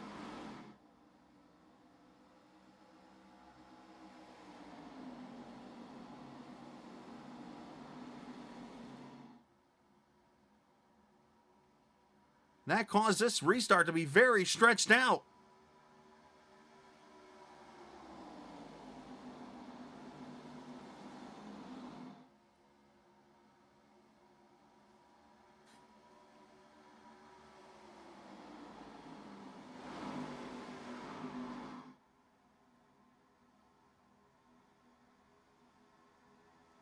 As people start to get the run now as they catch this lead pack, they're going to come to the white flag. Final lap from Talladega. 2.66 miles to go.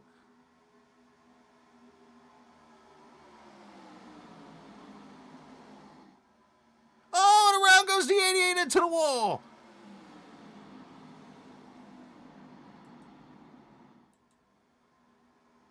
We'll go back and look at the wreck, but they're still going at it here. More cars coming with a run.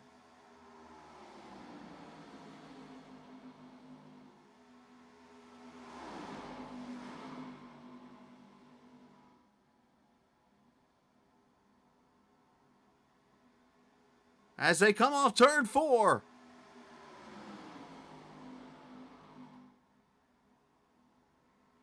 Door banging the 28. And the 51 and around. And at the line. It looks like Matthew Weeks has won again.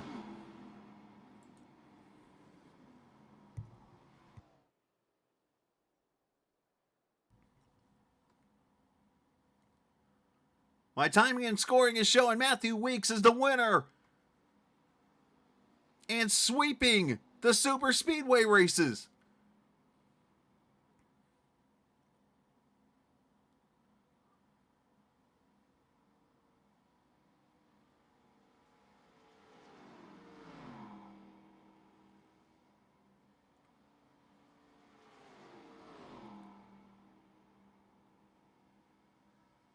I'd like to see a 3-wheel donut here. This ought to be pretty good. What a finish that was, though. Wow.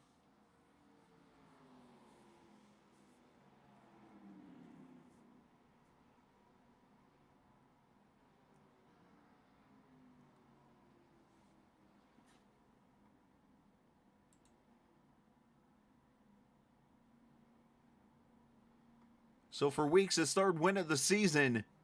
And as I mentioned, winning Daytona to start the season off. So he wins both the super speedway races here.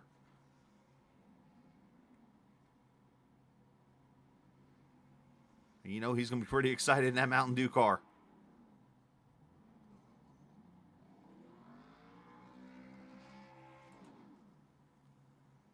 All right, let's go back.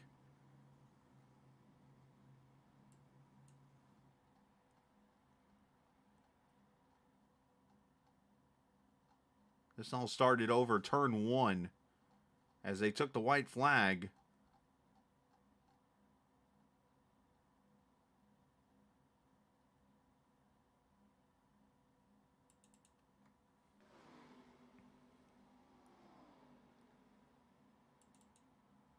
Okay, camera swapped on me, hang on. All right, right there, the 88 gets turned. The 90, the 6, the 84. Others come in hot. I guess it would be fitting. The ARCA braking in the ARCA car happens. Now let's see what the fine. Hello, there's another lick for you. And as we continue green here, Travis getting the push there from the 17. Penn making moves.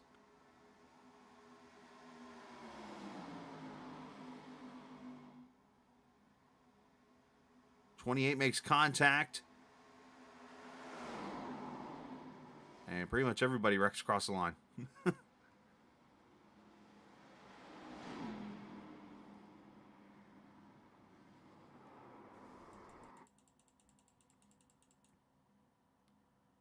That finish was close.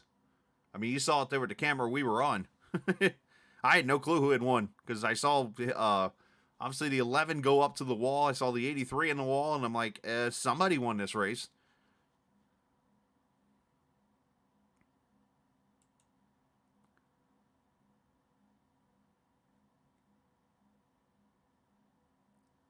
Well, the 28 and 51 hit each other. And Silvers gets into the back of the 28, jacks him up. Turns him into the 83, and there goes the 11. And right there's your difference.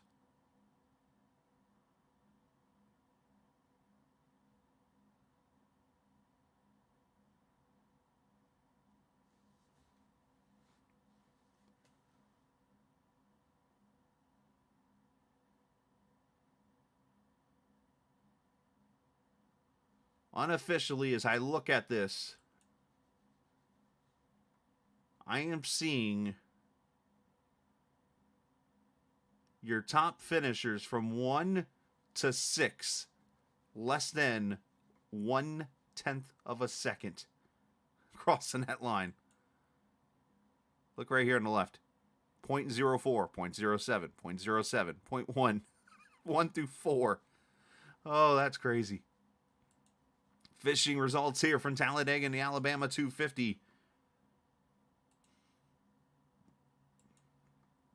Show Matthew Weeks winning it over Tooker, Travis, Cutlip, Silvers, Robert Hill Jr. Finishing 6th, Alex Penn 7th, William Martin, Sean Cassidy. Great job, William Martin, to come back from a lap down. Mark Dillon was a lap down, finished 10th.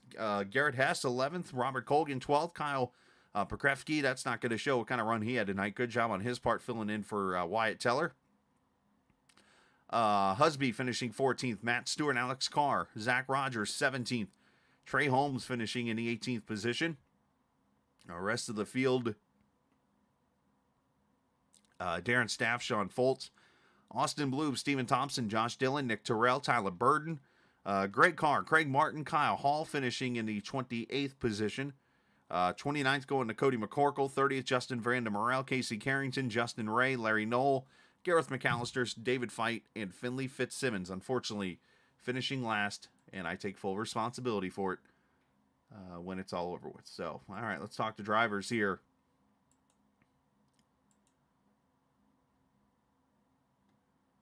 And yep, just getting confirmation from Joseph Penn that the 11 did win the race. Appreciate that, Joe. And who's that to put the... All right, McAllister, I like it. That looks pretty good. McAllister showing a photo of him watching on TV on the actual, 32-incher. Pretty cool.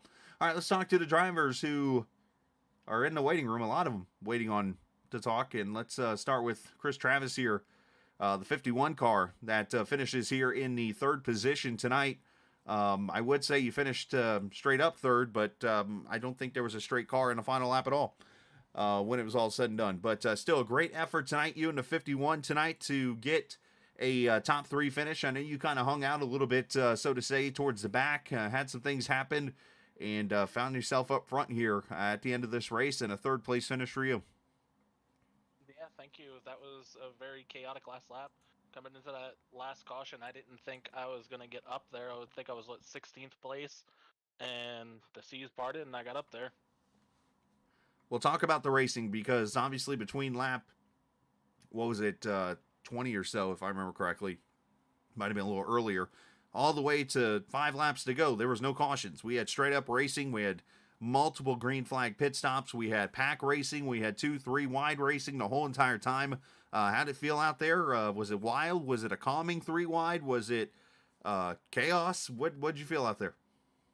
It was pretty calming. There was, at one point, I took the lead, and I didn't even know I took the lead. I thought I was way back there. And then we came to pit road, and then the 36 got a speeding penalty, and I thought my day was done there because I had no drafting help. And it all worked out for you, man. Talk about the restart and what you did there to get up to third. I just laid back, got the air, and just took it as far as it would let me. I thought I was going to hit a roadblock, and everything opened up, and I got the third. That's pretty good. That's very much how it looked on TV, and you did your part tonight. Shout out to whoever you like to. Yeah, I want to thank everyone at Pissed and Broke. You know, they all are pissed and broke at the end of the night, but that's just how it goes sometimes in this. We need you guys sponsoring a race sometime. I'll pay for it. I'm just saying. Potentially the greatest team name of all time. Go ahead. Yeah. Sorry, go ahead. That's all I had to say. All right, man. Great job tonight. Thank you. You have a good night. You too, buddy. Chris Tram is finishing in the third position. Piston broke. That might be one of the best team names I've ever heard. All right. Second place finisher tonight, David Tooker. So he comes back after his rough race last week and finishes P2 tonight. And, man, you and your teammate trying to work hard tonight and work together. Looks like for the most part you guys did a great job. And obviously to the end there, things happened. But talk about your second place run. Yeah, Chris, it was a solid run from everybody on this Mountain Man team. Shout out to all our drivers, team operator Robert Hill Jr. We had, I believe, the first 7 cars covered in that last restart, but I made the call with me and Zach on the bottom. The goal was just at that point with it being teammates against teammates, it was just going to be whoever got up front. And it's just a drag race to the start-finish line. Whoever wins, wins. Mm-hmm. But me and Zach made a little call under caution. Try to work together if we can get a good jump on the start, get to the middle lane, or force the guys behind us to drive us low, because we felt the fastest lane was to the middle up to the wall. Mm-hmm. Just bottom lane could not carry speed off the bottom all night long.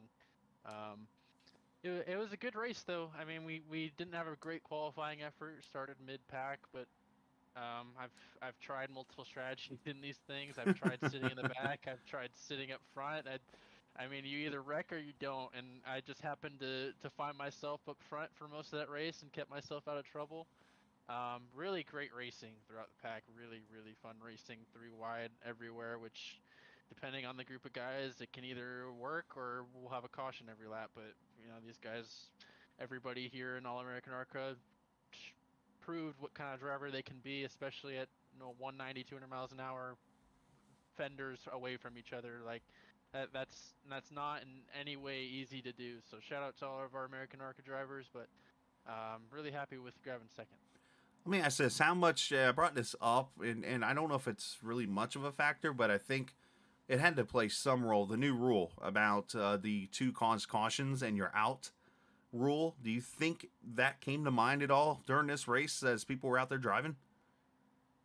You know, I think it's definitely on everyone's mind, especially with it being a rule change like that.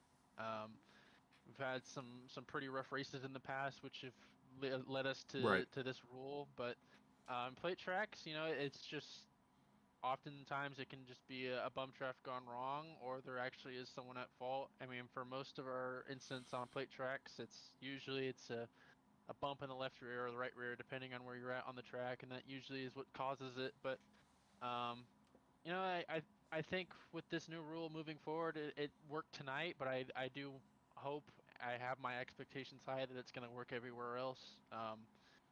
You know, you just, when you have stricter rules, the driving aggressiveness starts to go down. Everyone starts to click their heads. So hopefully, at least that's what I try to do when there's a rule change and I have to change my style of driving. But I hope everybody can cooperate with this new rule in place, and we can have some greater races moving forward. Absolutely. Well, it was a good start here tonight at Talladega, and a great race for you and your team there. Working hard, a good bounce back after the rough last week you had. Unfortunately, though, the guy you're trying to catch finished above you.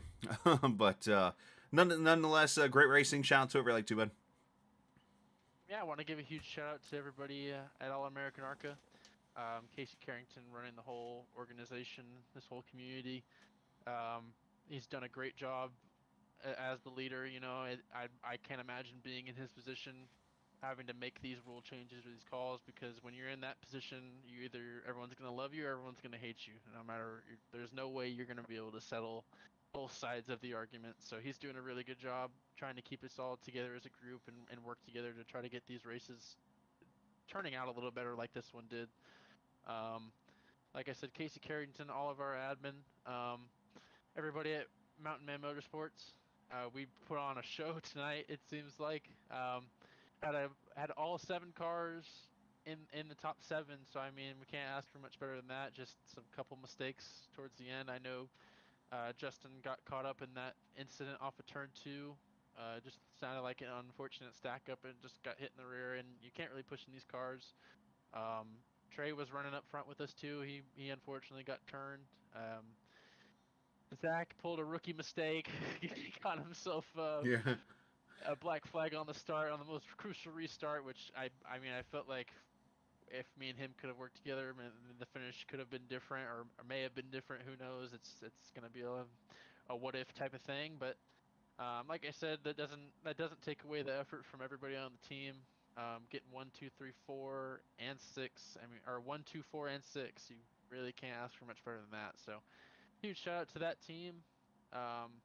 JD Designs, Jonathan Cutliff actually.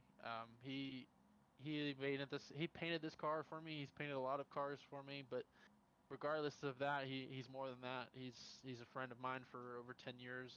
I've enjoyed my time getting to know him and racing with him for as long as I have, and he's one of my greatest friends I can call on anything. I know he's just that kind of guy. Everybody here at Mountain Man Motorsports, the chemistry is great. We've all been racing together for 10 plus years, so huge shout out to those guys. Also want to thank you, Chris, up in the booth for what you're doing for us. Put on a good race for you tonight, and I know last race wasn't necessarily the greatest, but I hope with this new rule change moving forward, we can have some better races for you and hopefully finish up your night a little earlier. You're good, man. You won't hear me complain, but it was a great race on your part. And if you go back to 2011, if you remember that specific Daytona 500, the one Trevor Bayne won, go back and look at the restart prior, and you will be able to call Zach Rogers the David Reagan of restarts now. Man, well, Just saying. I'm not gonna let him live that one down. That's gonna be in the memory bank. Great job. Every time we come here, thank you, appreciate it. David Reagan, right? David Tooker, the second place finisher tonight, man. Hey, great job again. Thank you. You too, bud. Oh man, David Tooker, second place finisher tonight, and Mr. Super Speedway man apparently here. Matthew Weeks comes across the start finish line with 3 tires first. And what was a wild finish there at the end, Matthew. Great job. For a little bit, though, it didn't look good. As you got through those first few pit stops, and you were sitting back there in a big old pack about 10 or so seconds back, and it was like, for you. But, man, you got the brakes when you needed to, and you're able to be up front there and go racing for the win. And here you go, sweeping the Super Speedway races. I know, man. I love plate racing, dude. I love these super speedways. They're so fun to race, big pack. I enjoy them. I feel like I'm probably one of the better ones doing it. Even other leagues, it's just a comfort zone. And I feel Right. like I can kind of read the lines perfect and good. I'm a good pusher. Usually end up front racing for them like that. That's the second time I've won a Digger race getting wrecked across the line, so that was cool. We'll talk about the racing because obviously you had a long green flag period. Had some pit stops involved, and one person we talked to said that he felt that the racing was calm, even though it was 3 wide. Did you feel the same thing? The first 20 laps were kind of intense. Like I started to push up, and then I seen people rubbing doors, and I'm like, I told James, I'm like, dude, I'm throwing the white flag, I'm bailing out. So that was you saying that. Okay, I'm like, who was yelling that? Yep, I was like, I want out, and then I ended up, I guess, 10 laps later going back up to like 15th, and then that caution come out, and then I just took fuel only. I was just thinking like, okay, I'm gonna go and then take tires later when we'd have the green flag stop if we was gonna have one, because I didn't know it was gonna go green, and then we had that long run, and then there was almost a big wreck, and we lost a lot of time checking up on that, and then we was catching them for a bit. I think we got it down to like 6.5, and then some guys wanted to go 3 wide and stuff, and it slowed us down. And then I started working with my buddy Trey, and we pitted. We took no tires. I didn't take any tires the entire race because I Wow. was trying to catch the lead pack. So me and Trey were just going, and then next thing you know, we rocket around the front pack, take the lead late in the race, and I'm like, well, it's time to race. And then Right. that caution come out, and crazy how it ended, dude. But it was a fun race, probably one of the best plate races I've ever been a part of. It was awesome. It was fun to watch, man. Now, of course, your probably your rival in the points finishes second. So weirdly enough, you're able to still gain points at a super speedway race when your guy finishes second. And the only way to do that's winning the race, so I guess that's a good thing. But able to go to victory lane and extend that point lead a little bit, definitely he's got to be feeling good as you go to Texas next week. It does feel good, man. Tucker's one of the best racers I know, man. He's so good, and he's won some big championships on our race in another league we raced in. So I mean, he's been in these moments. I know he brings a winning car every week, man. He races in real life too, man. I got mad respect for him. I love that it's me and him racing for it because I've never really battled him for a championship. So this is awesome. Well, it's a great time to watch it, man. I'm looking forward to seeing these next 3 races with you guys, and who knows who else might show up here in the latter run of this championship run. But great job, and send shout-outs whoever you like to. Yeah, you never know what can happen, man. Shout out, JD Designs, man. He makes these amazing schemes. Man Motorsports for once again, always invite me back to race here, man. I love this league. You up in the booth, Casey and I think it's Joseph. I forget who else. Joseph Penn is someone else that runs the league, man. They do a good job. And shout out to Tucker, man. I love racing you, dude. I'm glad it's me and you, dude. Once again, can't wait to finish the season just battling you out for it, man. It's gonna be good. Well, great job tonight. Congratulations on going to victory lane tonight for a 3rd time this season. You've got both super speedways locked down this season, so go enjoy that, and we'll see you next week in Texas. All right, man. You have a good night. You too, buddy. Matthew Weeks finishing in victory lane here tonight, 3rd win of the season, and extends that point lead slightly. But hey, 1 point's more than the last, so he does what he had to do to go to victory lane here tonight. But what a great race it was this evening. I had a lot of fun. I know a lot of skepticism amongst the drivers. We're worried about this being a mess tonight. And, we only had, 3 cautions? We went 2 green flag pit stops in there. There was a lot of fun in that race, a lot of great racing. I'm hoping everybody keeps their head up. I know not everybody's going to be happy because of what happened at the end there, but that was fun to watch, and I definitely enjoyed it from my end. So, as I mentioned, next Friday will be the next time we're on the air for these guys, and we'll be at the Legacy Texas Motor Speedway. This is not the Texas with the 20 degrees of banking in turn 1 and 2 and the 24 and 3 and 4. This is 24 degrees of banking all the way around. And if you remember that old track correctly, it had that huge bump in turn 1 from the tunnel. It's a worn out surface. It's going to be some fun racing at that track coming up next week. And I believe I do have some cameras for that track too. So it should be fun to watch next week at the Legacy Texas Motor Speedway. So we're looking forward to that track coming up next Friday night. The next broadcast you'll see me on the air for, believe it or not, will not be until next Wednesday. Basically, the Sim 500 guys are off Sunday and Monday, and VOR's off tomorrow, so I've got nothing now till Wednesday. So I'll be able to hang out, kind of catch up on some things, maybe do some gaming, some flying, and race a little bit too. That'll be a lot of fun. But other than that, man, just going to sit back and get ready for Wednesday night as the GLSR guys are over at Nashville Fairgrounds. So that should be a fun race coming up Wednesday night there. So looking forward to that. So enjoy the rest of your Friday night. Congratulations, Matthew Weeks, on the win here at Talladega SuperSpeedway virtually on iRacing. And always remember, this isn't just a game, it's iRacing. See ya!